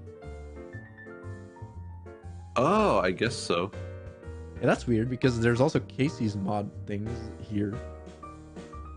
Like nano shields here, and that's only in Kaycee's mod. Yeah, that's weird.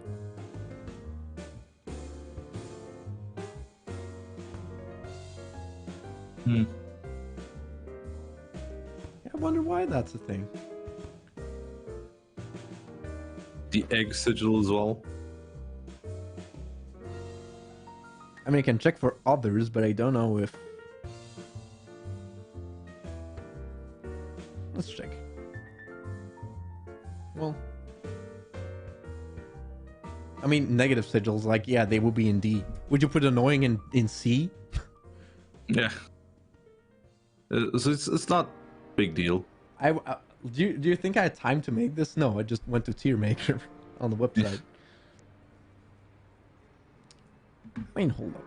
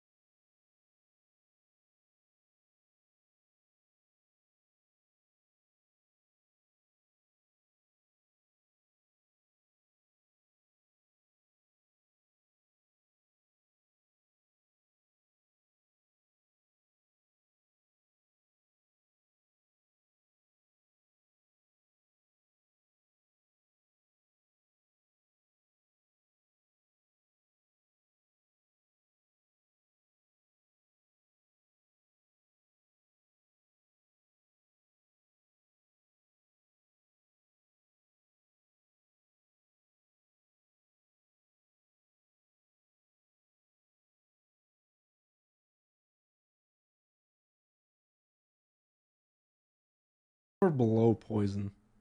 Poison kills things. Stinky allows for time. Helps you survive. Yeah. I don't know. I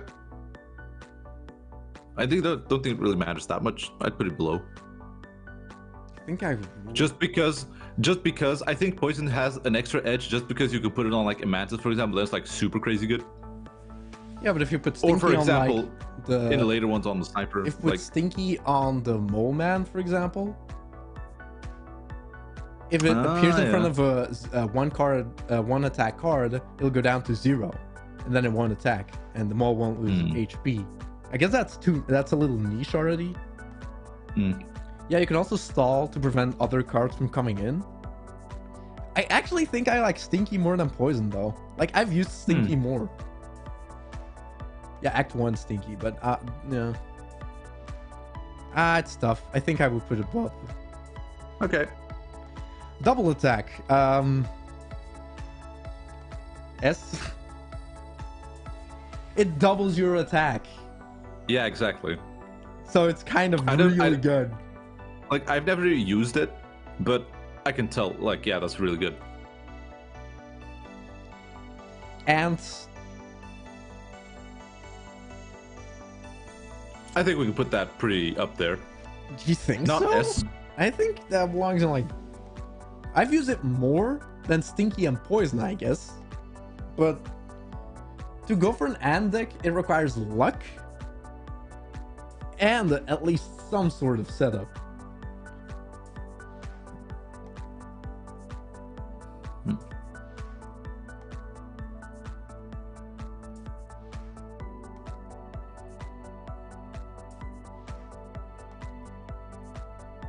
I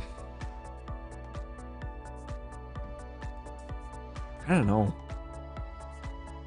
Well, I guess you put it in B. Yeah. Then. Well, B should be in B. Yeah. I mean, this one is probably the best S. one in the game. Yeah, S. Just put it there. But like, S. is it the top?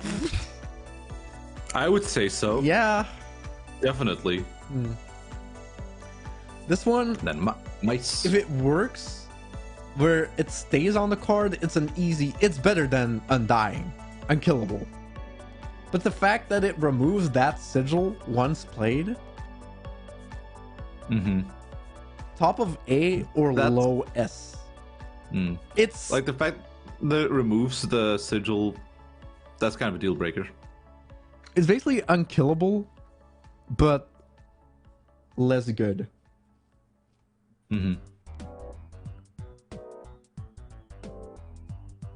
Well, for example, like it has so much potential though. That you have to think about. Like if you put that on a generating thing, like for example, if you put that on a I know I talked about the dam in like I don't like the dam, but if you put that on a beaver, the dams spawn and then the dams fuck and put more dams in your hand.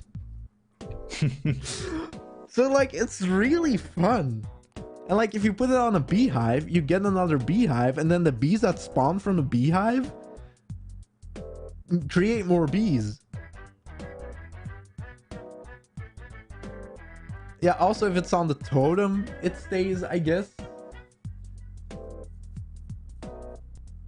Does it still appear on totems?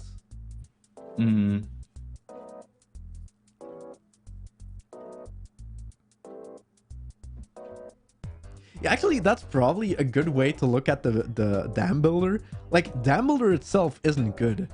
It's the other sigil you put on the dam that's good, right? Yeah, exactly. So that's why dam is like crap. I guess I'll put it here. Yeah, I think that's okay. Evolution, No. That's a B. Evolution. Yeah, it's nice, but it's not something that you go like, ooh, yes. Yes.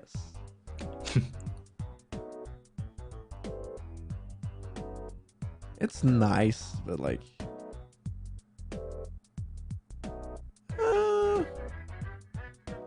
I'll put a blow poison. It's situational. Yeah. Flying, actually, Okay, flying. it's tough. I don't think flying is that good. Like on the enemy, it's devastating, but on you, I think, it's difficult because you can't kill things if you're Attacking- flying. yeah, that thing and killing things can be very important.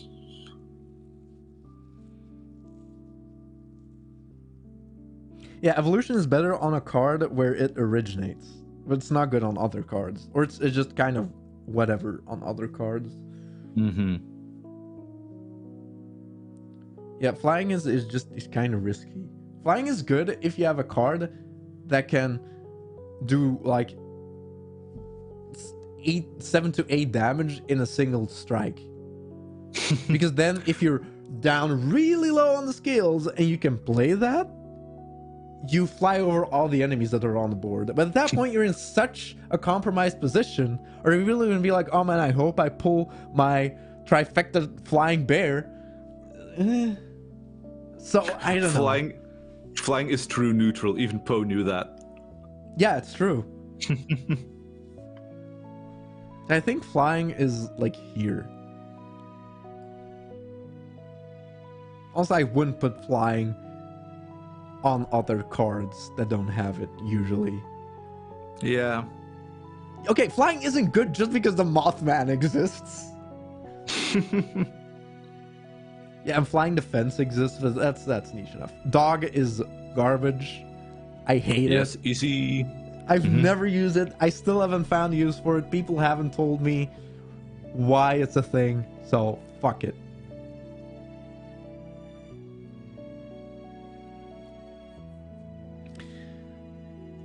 This one Okay, I like. you have to tell me about apples. What? Well, you have to tell me about apples because I have never used it. Well, you know what it does. It sounds yeah, and it sounds good.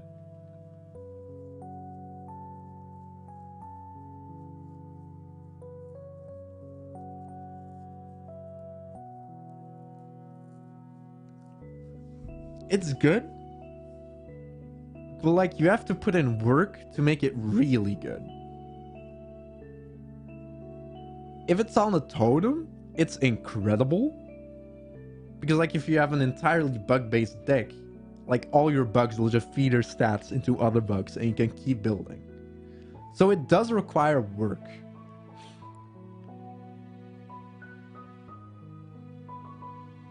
So yeah, here's the thing. If the tier was just solid or solid but requires setup, that's a way better way to look at it, you know? Mm-hmm. Like, it's definitely better than Ant Generation. But is it better than B Generation? B Generation allows for more stuff than the Apple, I guess. Like, 4-bone thing is going to be kind of in the same boat. Like, it's good on very specific certain setups. Like the one I had. But like, in most positions, would you really get out of your way to put the 4 bones on another thing? Like, it's just a bonus you take, but it's not something you aim for. So I think I would put Apple here. And 4 bones just below Apple. That checks out, yeah. The throwing behind, I don't know. it's worse. It's not as bad as Dog. It's not as bad as the dog, but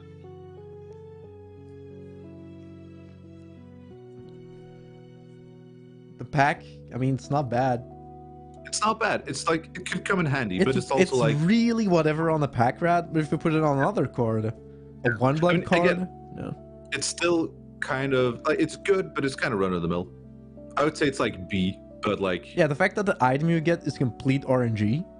also true, yeah.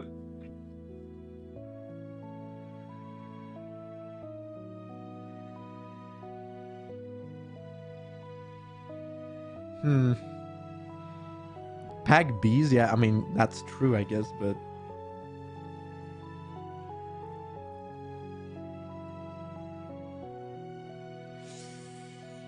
I guess we look at it this way. Would you...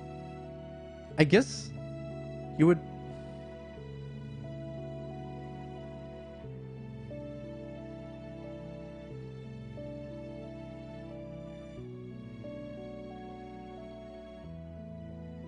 Top of B then maybe? Because I would probably put it on something over Apple or Bones.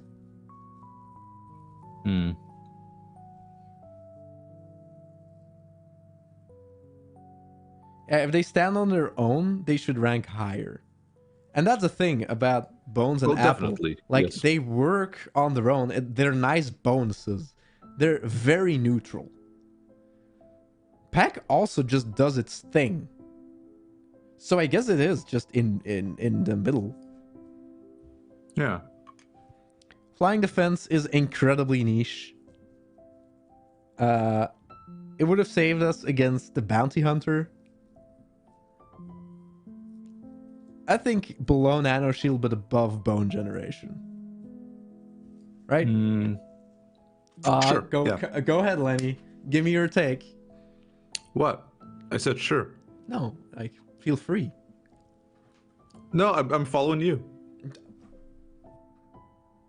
Okay. Sorry. Oh, sorry. Do I need to Be your own more of an person, Lenny. obstacle so we can have real discussions? Yeah, be your own person. I mean, it's a shield that, again, it's like, yeah, it could be useful, but in the end, like when I was playing, I didn't use it that You much. just got rid of your bullfrog every single time. Yeah. So again, like I would definitely not put it like high. It's definitely lower tier. So I think C is a perfect fit. Infinite Sacrifice. Very good. It is very good, but I But don't of think course- it's as good. Yeah, because of course the thing is, Infinite Sacrifice is very good, but if it's on a card that just like the cat, only has 1 HP. If it gets hit once, it's just dead and then it's gone. Well, it's also a problem in the other way. If you put it on a very strong card, you cannot get it off the board easily. And sometimes clearing a card by sacrificing it is the best way to go about it. So sometimes it works against you. So I think I would put it... I don't know. I think, like... Okay, if you look at it this way, autoplay bear is probably better than infinite. Well, I guess infinite sacrifice goat, but that's already like a very specific thing. Like autoplay bear compared to like infinite sacrifice Gek, let's say. What would you prefer? Autoplay bear, right? Yeah. So it's worse than Again, autoplay.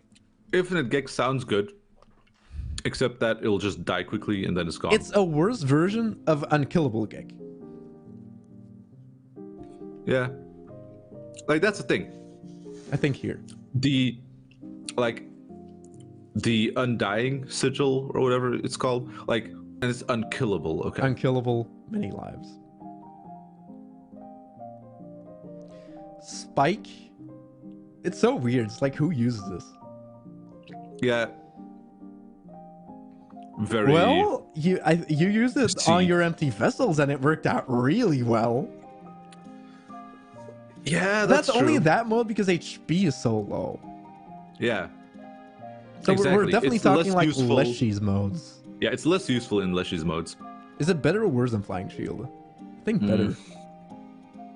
Yeah, put it above. Double attack. Yes. Here's the thing: is it better or worse than Dual Strike? I would say it's worse because the thing with this one is if you have this card, it means you can't put it on the sides. Yes, And good point. that's a good handicap. I mean, a big handicap. Okay, Yeah, then Mole Man with move- Spike is definitely a niche. But at that Yeah, point, that's true. B Mole Man is better. So, this one, I mean, I think it's better D. than the throwing, because Yeah. if it's tucked between cards, at least it won't move. yeah, that's the thing. The throwing one is always gonna mess shit up. The D one, if it's between two cards, then it won't do anything. Then it won't mess stuff up. So this one is here because Yeah. if it's stuck between cards, it will still push the cards. But if it's literally on a board filled with cards, it won't do anything. I love how this is one you have to work around it not working. Diving. This is a funny one because in the playthrough at some point you were like, oh yeah, I'll pick this one because I really like it and it works well. And I said like, yeah. And then I put text on the screen, basically like, ha ha ha, I don't like that sigil. I'm a master of deception. Because it basically turns any enemy into a flying enemy. So it's just bad for you. I guess I would Yeah, put it on I something get that. above Dam Builder. Like, the reason I thought that was good is like, oh, if you put it on a card with a lot of attack damage, then it'll just live, so you won't have to worry about that card, like, getting killed, and then, oh no, I lost my good attacker card. Mm-hmm. But it is true that if it's in front of another card that does a lot of damage, then it's going to be a lot of direct damage. Like, I would definitely, like, I would put it on something above all of these. Above Dog. I would probably still put it above Dam Builder. Although Dam Builder does have more niches, and at least Dam Builder is defensive, and this one is literally the opposite of defensive. I know, because again, yeah, like, if you put that on the Mantis God, for example, Mantis God, good card, but it has 1 HP, so it just dies. With that, you can prevent it from dying. Yes. But just place your Mantis God in a good position. I mean, no, that is a And then that is a you put valid that on a point, Mantis yes. God, and that means you can't put a better thing on a Mantis God. Yeah, no, it's definitely a thing where if you just play your cards better or smarter, the positive that sigil would have is already mitigated. So, like, yeah, I get what you mean.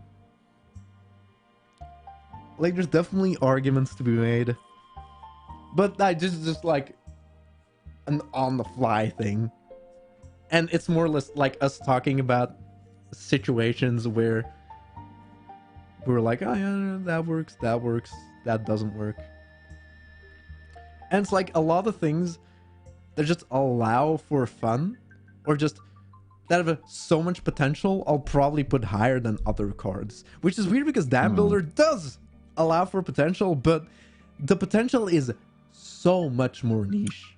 It's very limited. Yeah. Like, the fact that dams can be sacrificed really might screw you over. Because they're just on the field forever. If there was a hammer in this mode, Dam Builder would be like way more higher up. But the fact that they can clog up your lanes is just, oof, really bad. Mm-hmm. Oh yeah, like, yeah, Mantis God, you would put unkillable instead of this, easily. So, tail creation is just, I think I would put it below bees. Or Yes, bees. No, I think bees are still better. yeah, thing is, like, once something is struck, that tail thing is gone, right? The bees, it stays on the card until the card dies. Yep. So if you put it on a high health card, you just get a lot of bees. Mm-hmm. Like, you get more use out of bees for sure. Actually, maybe this is worse than pack. I don't know. It's tough. Yeah, this is a tough one. It's like right on the edge between B and A, I think. You can sacrifice the tail only if it survives, though.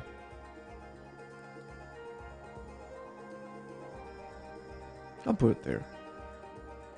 It's super fun to use, don't get me wrong, but it's harder to make it work. For bees, just like put the bee in front of a thing that keeps attacking it and draw bees. For this one, it's like, yeah, you got an extra sacrificial lamb. It's like one extra thing.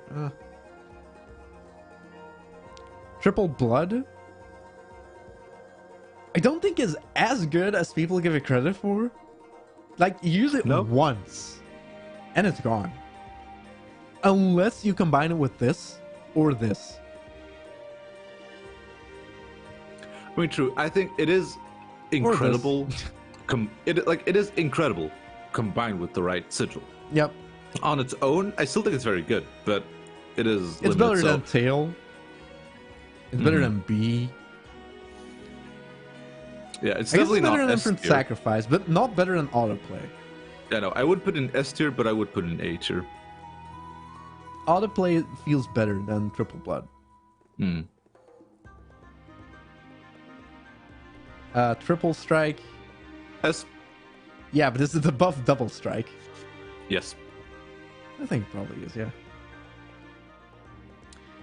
The Hoarder, or Surge the Deck. That is That is very good. I like that a lot.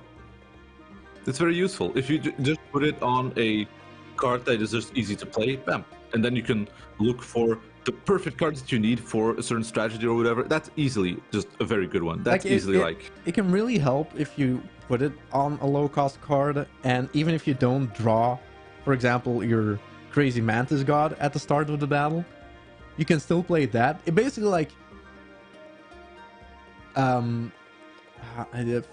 it makes your deck more consistent, because even if you don't draw the card you want to draw, if you draw this, you can then get the card you wanted to draw. Yeah, I would say this is like, yeah, It might this be... might be I feel like this might be S tier. The thing is, it's hard to get though, but do we take that into account?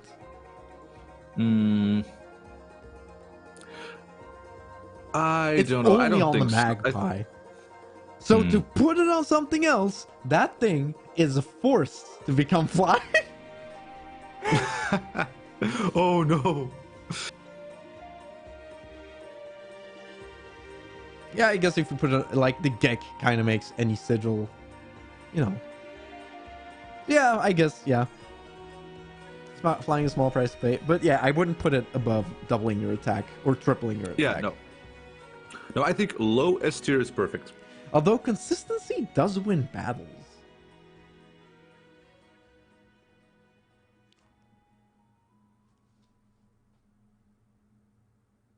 Yeah, I think this is good though. Mole is defensive.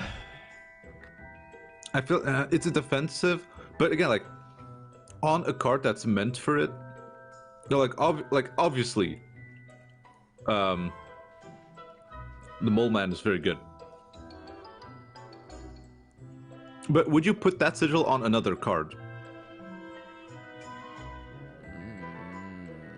Not really, right? No. No, you're right. Yeah, exactly. Mole is only good on the cards that come with it, because they're made to utilize that. If you put it on another random card, most of the time it's not going to work out. Yeah. It's niche enough, because if you combine it with other defensive things like spikes or stinky or flying defense, which is on a Mole Man, like it can work well, but it needs to be combined with another sigil to actually be really good. I know. I put it in C.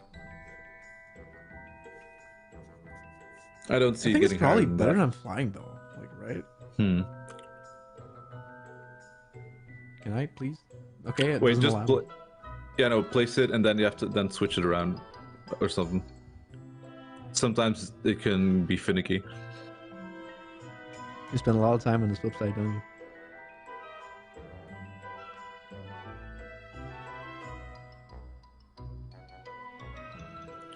And I honestly don't sure if I would put it at the top of C. I mean, it's definitely better than bone digging. Yes. It's better than flying defense. Yeah, I guess, but that's about it. I'd put it there. Yeah, okay. Rabbit generation, I mean, that's another thing you just take. It's like, oh, okay, sure, I'll take a rabbit. Like, the rabbit also inherits the sigil of the host, so it has a potential to be good, but it's just one extra card. Yeah.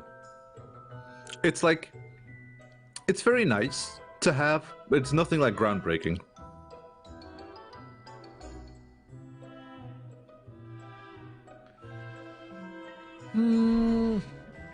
It's weird because, like,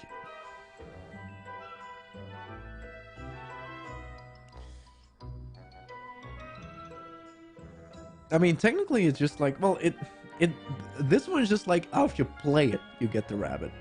And I like it better than getting an ant, I think.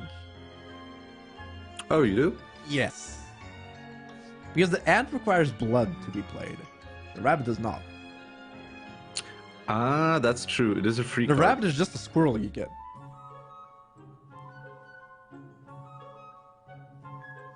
So...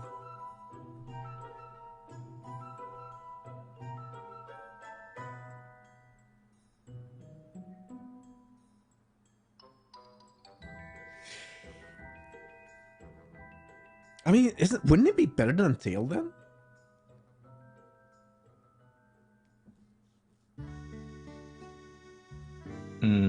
Better than tail. The tail generates the thing, but on the field. The rabbit, just like, here, have a rabbit in your hand. Which is the tail, but it appears in your hand, so you have more options with it.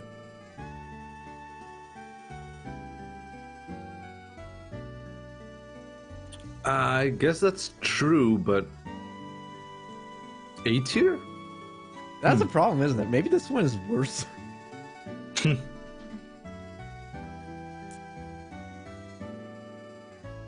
Yeah, like, listen. If you think about it, why would you pick tail above rabbit?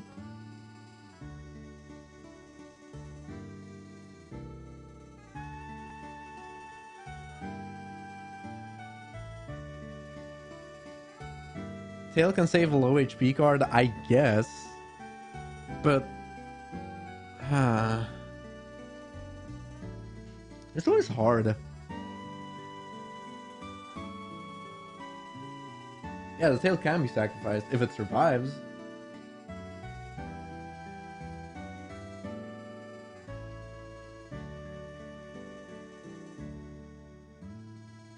And like, you can put something on the rabbit if the host has a sigil. Like, if you put rabbit on goat, then you get free triple blood rabbit, for example. I mean, if you didn't have this, you would put this on the goat, right? Lenny, are you still there? Yeah, I'm not thinking. Yeah, you're thinking hard, dude.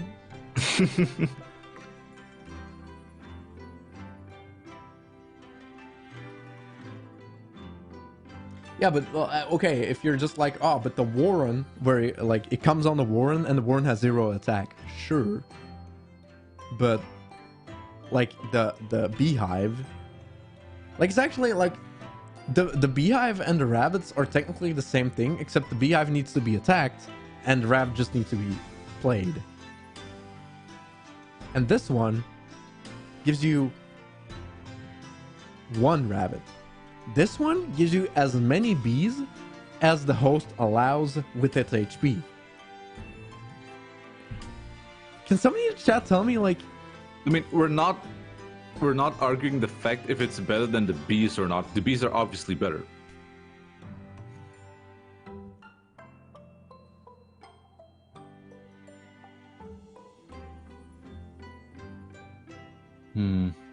Also, it is true, the tail has more HP than a rabbit, so it could tank more hits if it needs to.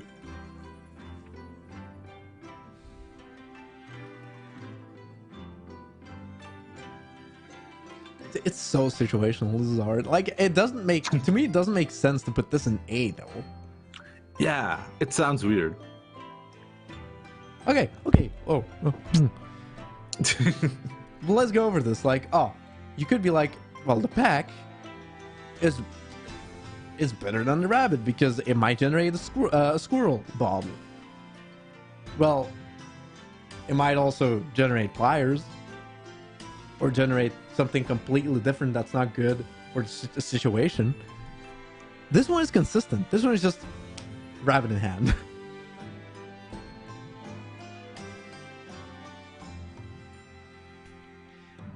I guess it depends on how much you value the consistency, because with the pack you can get something that's way better than the rabbit, but you have to get lucky.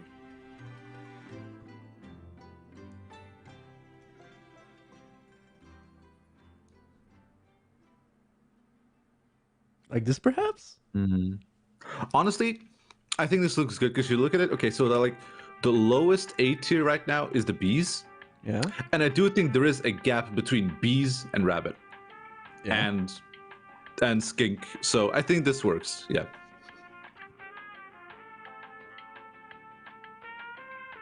Like, pack is good if you have it on the totem, because then you just can keep generating items. But having it on one card, like, then you can be like, yeah, you can use an item every battle. But that means you'll both have to draw the pack card, and you need to have an item that you'd be okay with using for that battle, and where it's actually needed for that battle. For example, if your items are black goat, scissors, and fan, you might be like, well, I'm not going to use any of those because I want to keep those because they're really good. And then your pack is useless.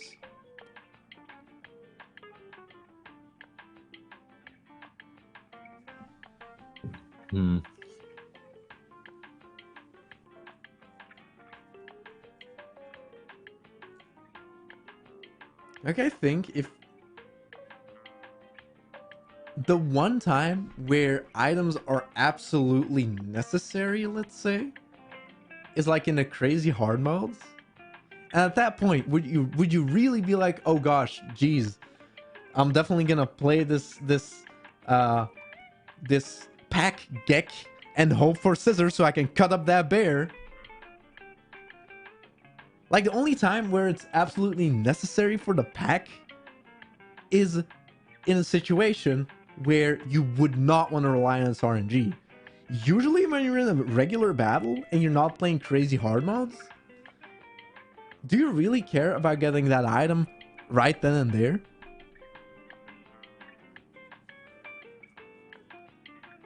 I don't know. I think it could come in clutch. Yeah, but that's what I'm saying. Oh, it can come in clutch.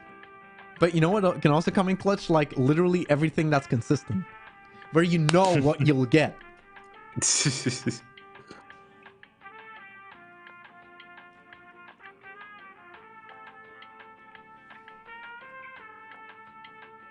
Yeah, the pack is good if you have it where you can keep looping. If you have undying pack bugs, like if you have the pack totem and undying beehive, then you can keep cycling items with bees until you get the items you absolutely need for the situation. But then we're talking like, oh dude, 4 bones should be up here because you saw what I did with the hamburger. Well, yeah, no, that's you're thinking way too far ahead if we're going that far. Yeah. Okay, it can be a run saver if you're going to a boss without items. Why are you going into a boss without items?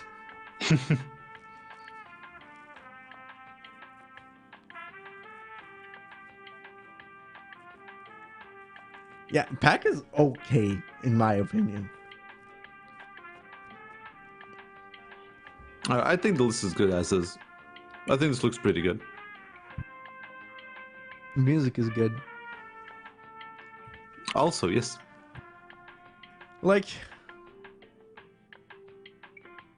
actually, I should play around more with the dog to see how it works. Well, at least the dog doesn't mess up other cards. So isn't the dog better than this? And this? It just messes with itself, not other cards. Right? I guess that's true, yeah.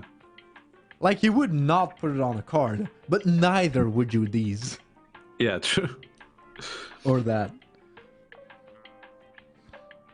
Waterborne, it's fine.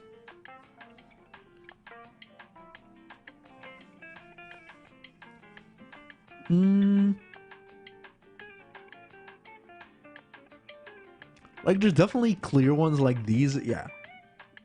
These 4, guaranteed, they're up there. Obviously.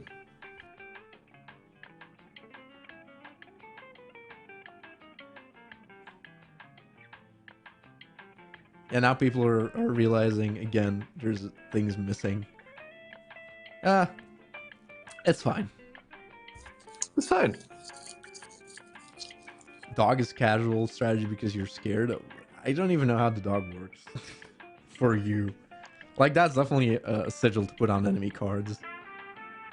Yeah, dog is only good when used by Leshy. Exactly. Yeah, exactly.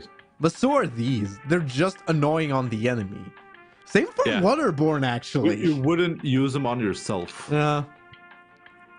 Leshy never uses dams. And this one, if Leshy has this one, you actually get the bone, which is really funny. You know, I think it's fine. I think we made a case. Yeah, I think this is good. Lenny wants to go to sleep, I know this. Or he wants to go play Rabbids. Dude, I'm not gonna play rabbits. It's way too late for that. Bees within is F tier. Well, you know what's fun? If you put ants on Beehive, and then the Beehive generates bees that have ants in them. So you play the bee, and then you get an ant, and then you immediately sacrifice that bee for the ant. Bees within is just so fun. I guess that's the biggest thing with these three, like bees, rabbit, and tail. Like, bees is the easiest to use, and like it copies the sigil on the card it generates. This one does too, and so does this one. And it's just the ease of use. Bees is the easiest, rabbit is the second easiest, tail is the third, like, easiest. So hardest. You know, it's good, and I think we made a case. All right. You don't want insects. Yeah, it's true. Bees are always insects, and insect is the best totem, so you would usually always go for insect totem. So, kind of also makes it better. Maybe it's better than Infinity Sacrifice then? But that's an incredible minor change. Yeah. Like, same here, you could be like, yeah, nah, it's fine. We're good. And we made a case for all of these. All right. Show Lenny the finale sigils. Finale sigils? What do you mean? Oh wait, does it mean like the new sigils that are like in the manuals Oh, and like during the final things at the ending that never get a use or something? yeah. There's fun stuff in there, but you can find that. Yeah, actually, yeah, I'll check those out because I'm curious. Right now? I mean, we don't have to do it right now. We could. Okay. Sure. I mean, I can open up the game if you really want to. Hold up. Bye, tier list. It was good. Oh no, it shows like part of the chat now. If they. Don't say weird shit, guys. There we go. Unless it's a very short word, because then it won't show up. They could say nifty.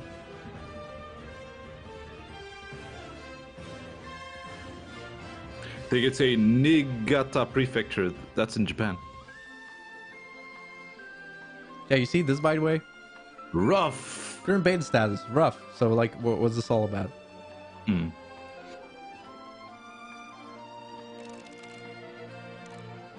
Exit mod. Wait, hold up. There we go. Wait, is it this where I can do Grimoire stuff? I would assume so.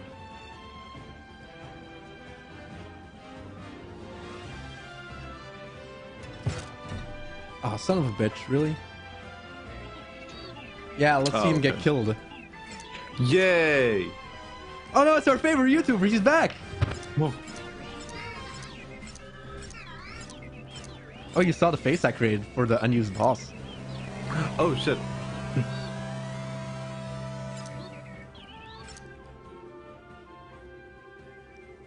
I still think this is pretty gruesome though. Oh, it is the face that he Perfect makes?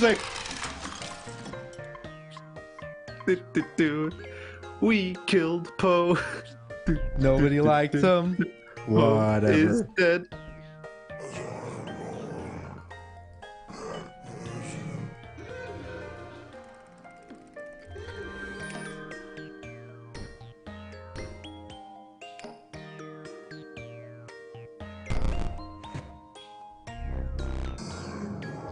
Yeah, this kind of ruins the ending with this music. But we're not here for the ending, Lenny. We're here to check out some stuff.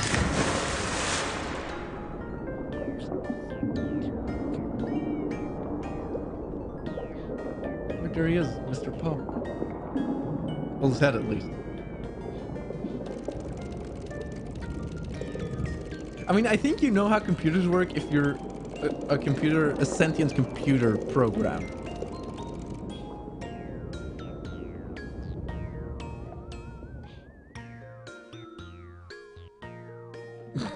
Music. Whoa, what's that? Releasing render texture can't go the fuck. What the hell? Open log file? What?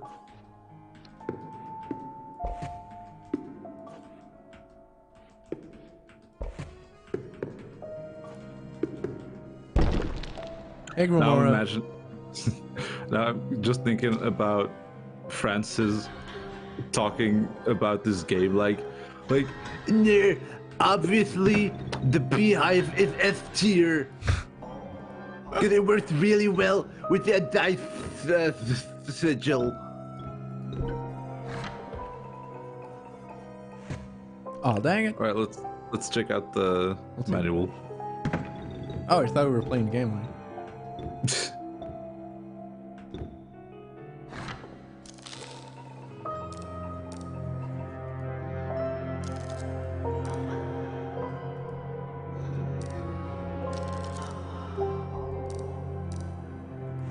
Dang it. Right.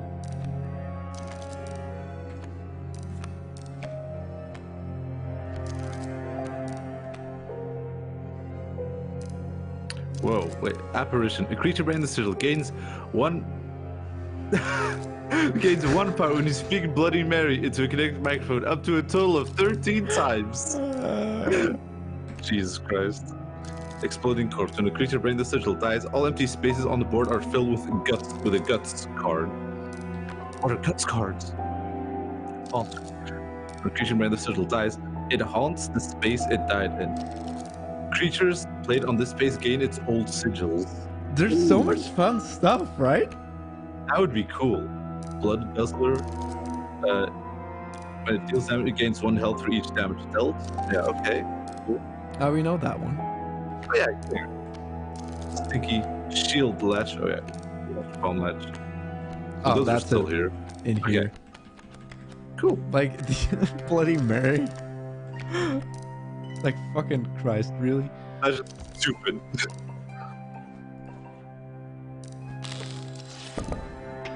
I do love how even in this mode, Lenny was like overthinking everything. Yeah. Because at this point, I was like, I mean, obviously, it's like, yeah, this is clearly the ending, but I was still like, wait, how long is this going to go?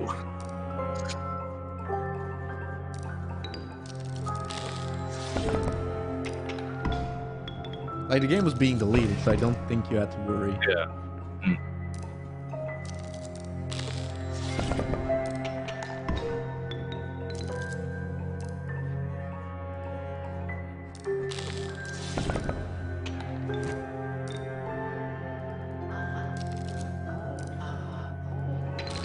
Don't worry, Grimore, I just want to shake your hand, baby. Be careful, Luke. Oh, don't worry, we did your boss and everything.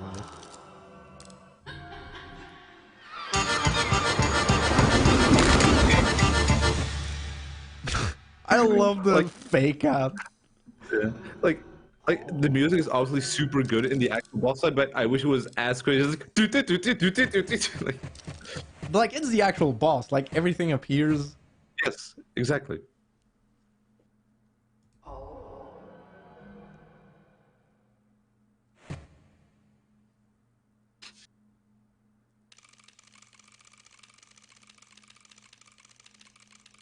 Like, you did do the right thing, though. Ah, you'll get to see my final deck! Also, the fact that I never got the triple candle.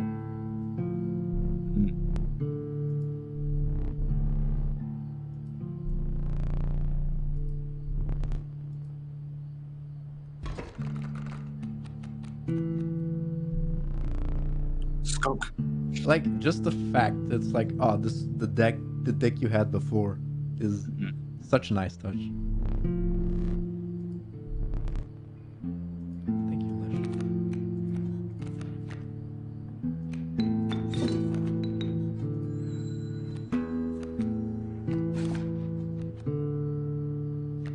I want to check out my cards. Ooh la la. Or just a regular ooh la la I had. Okay.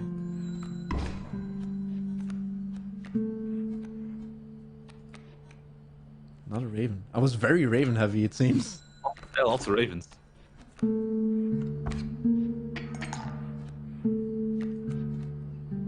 Hey, Kingfisher, what the fuck was I doing?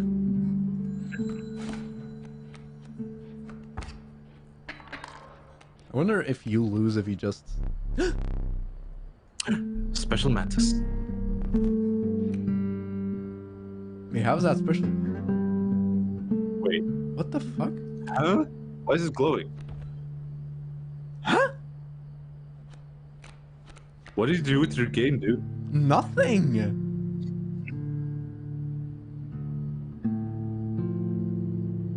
Oh, is it random because I started with the checkpoint? Is that it? Well, then this one is just a huge old bug, I think.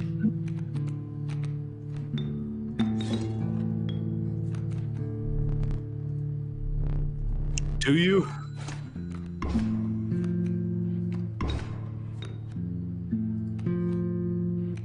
Yeah, this doesn't really feel like a deck I had. Yeah, no, this is extremely random. Seems. Oh, yeah, okay.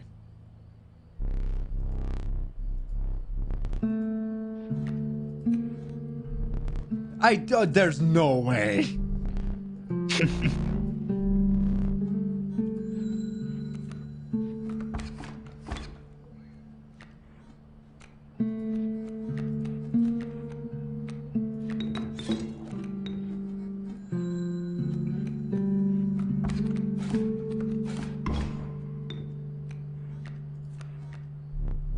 Awesome.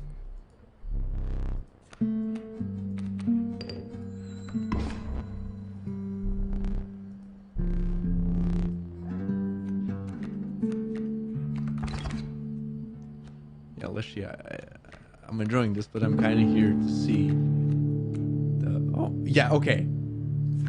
That's just impossible. Yeah, wow. Okay, cool. I'm here to see Magnificus's cards, so if you could get this over with. Yeah, what? Two? Oh, yeah, okay.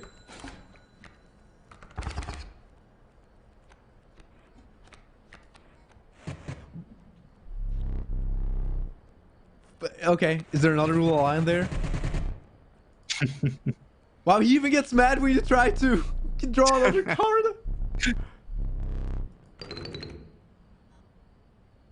Good game though, Lishy.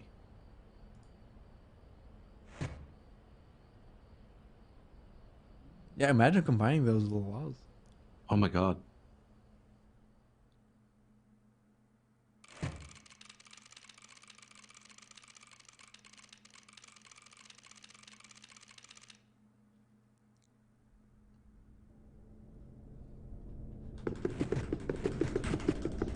I'm gonna get you.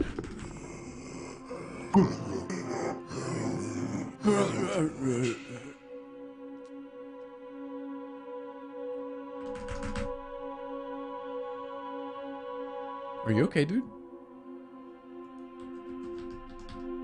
Hello? Oh, okay. I guess I skipped the text too fast. Had to wait for the music.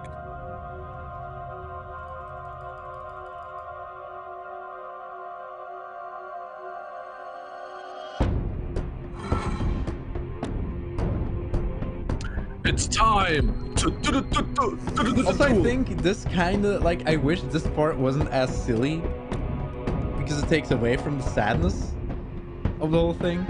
Yeah, like realistically, the Leshy one should have been the last. Yes. Ah, there we go.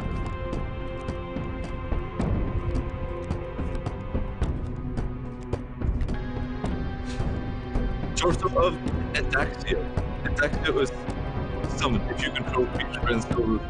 Oh my fucking god. Lenny, you're also being very. I'm sorry, what the hell? Yeah, okay. Adaxium. Gee, I wonder what other name you can make with those letters. Personal realist. If a VR headset is connected, a creature bearing this sigil may be played without paying its cost.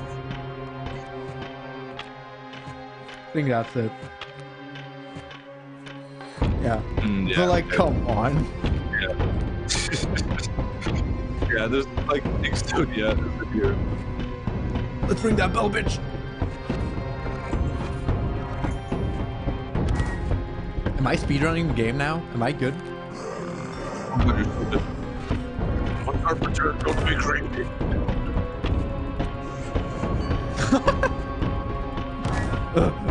Give me. Wow, that's actually all of the Leshy text. That's lazy.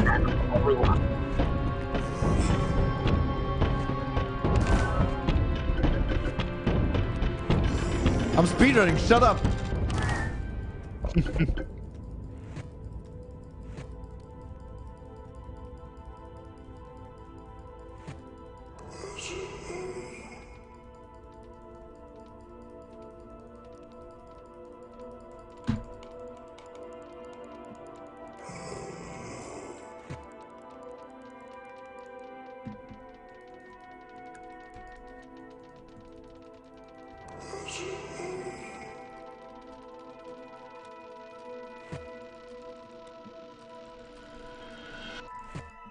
Yeah, I clicked it away.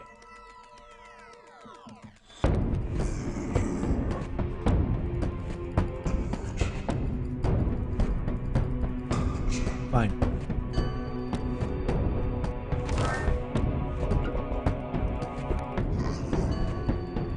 I wonder how many cards are actually in your deck in this mode. It's probably infinite, right? I would think so. How low can you get before the battle ends?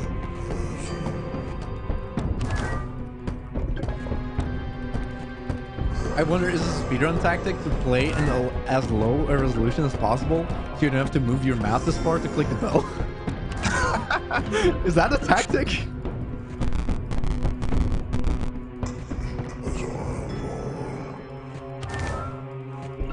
Alex was like, oh, I'm not ready to die yet. You've already played a card this turn.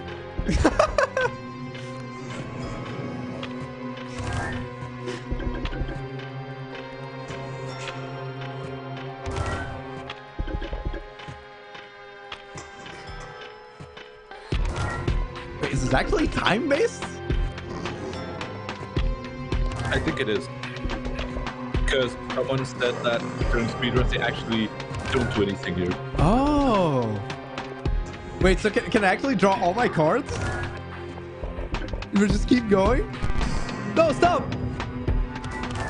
Please. I think there's only one more card left in my deck. Oh, fuck. No, never mind. How many cards can be in my hand? Stop getting angry.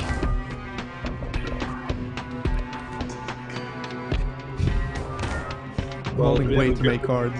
We have a pretty good amount right now, I think. Look at that. I feel like we're clipping into each other. You want to like look at my cards? But then I'm not drawing more cards. I want to look at them. Okay, fine. I'll look at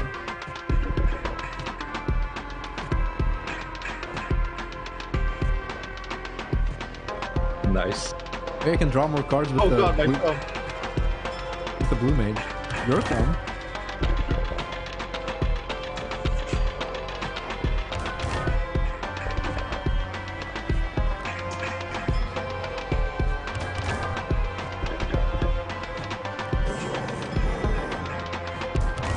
Wait, if you frame by frame this, can you actually die before the game ends? I doubt it, but...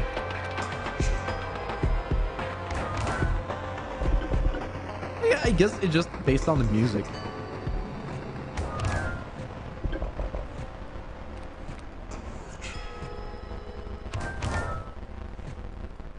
No, my cards! Oh, dang. Oh no!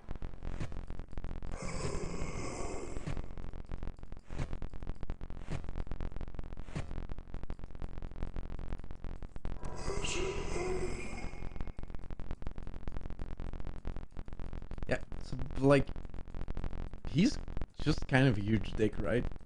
Like, I didn't even know, like, he Yeah. ruined he ruined the goose painting. That just petty.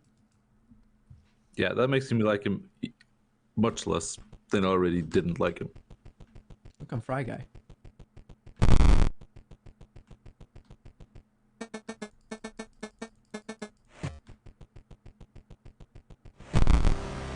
I do wonder how the woodcarver plays into all of this, because I honestly don't know.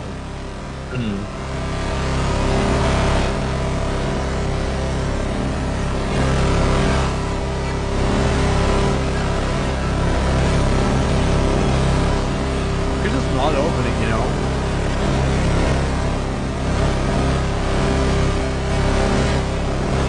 That is so loud. What? Wow. What? Lenny? Loud. Lenny? Koopas. Koopas. Box.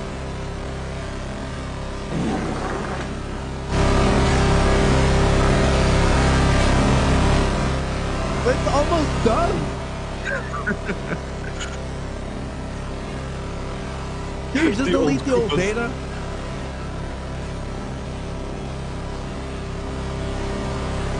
Edging old data.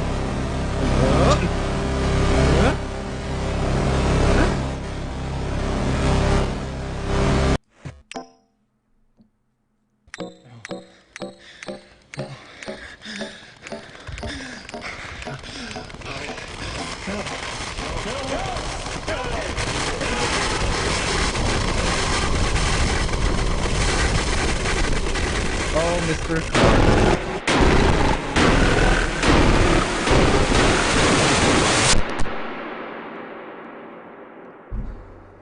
No need for violence. Jesus Christ. Mr. Carter, calm the fuck down. Chill, dude. Should I put on some music for Carter? Who doesn't call music? Oh, hey, what's up, Herman? Yes, yes. Thank you so much for getting back to me. No problem, Luke. If I understand you correctly, you've got some video footage that Just having a good time calling this guy. on the part of the game publisher. Yes, yes, that's right. I have personally, I have a game of theirs that's control of my PC for a bit, which can't be legal. And then this woman from the company came to my house and told me. Okay, hold on a second. Let me just get my pen and pad here, okay? Okay. Too awful code. Koopas.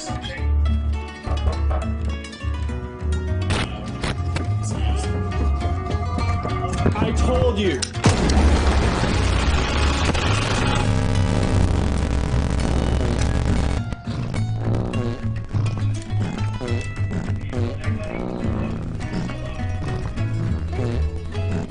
Well, they do say that after you die, you shit your pants. Guess it's true. I told you! Koopas!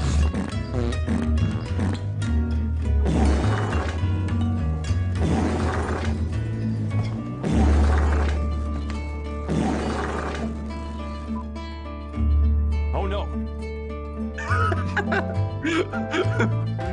Oh no. I told you! Oh my god. Oh no, we got shot in the face. Oh boy. Alright, can we quit now? Lenny saw the things. Oh no, he died.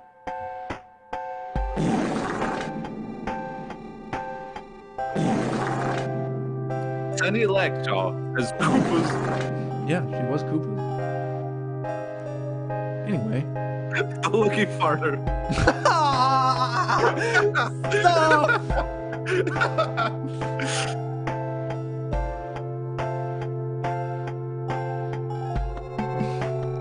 Well, wouldn't it be the lucky sharder? Oh god.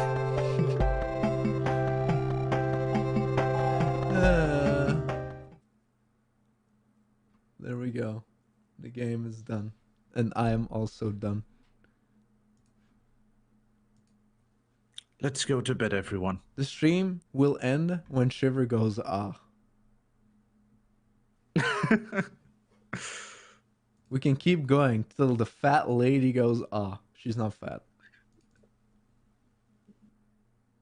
Wait, hold up. She goes on this one, right? I mean, if by fat you mean... If by fat you mean a fat looking forehead, that works. Fat lady forehead doesn't go ah. That is too loud.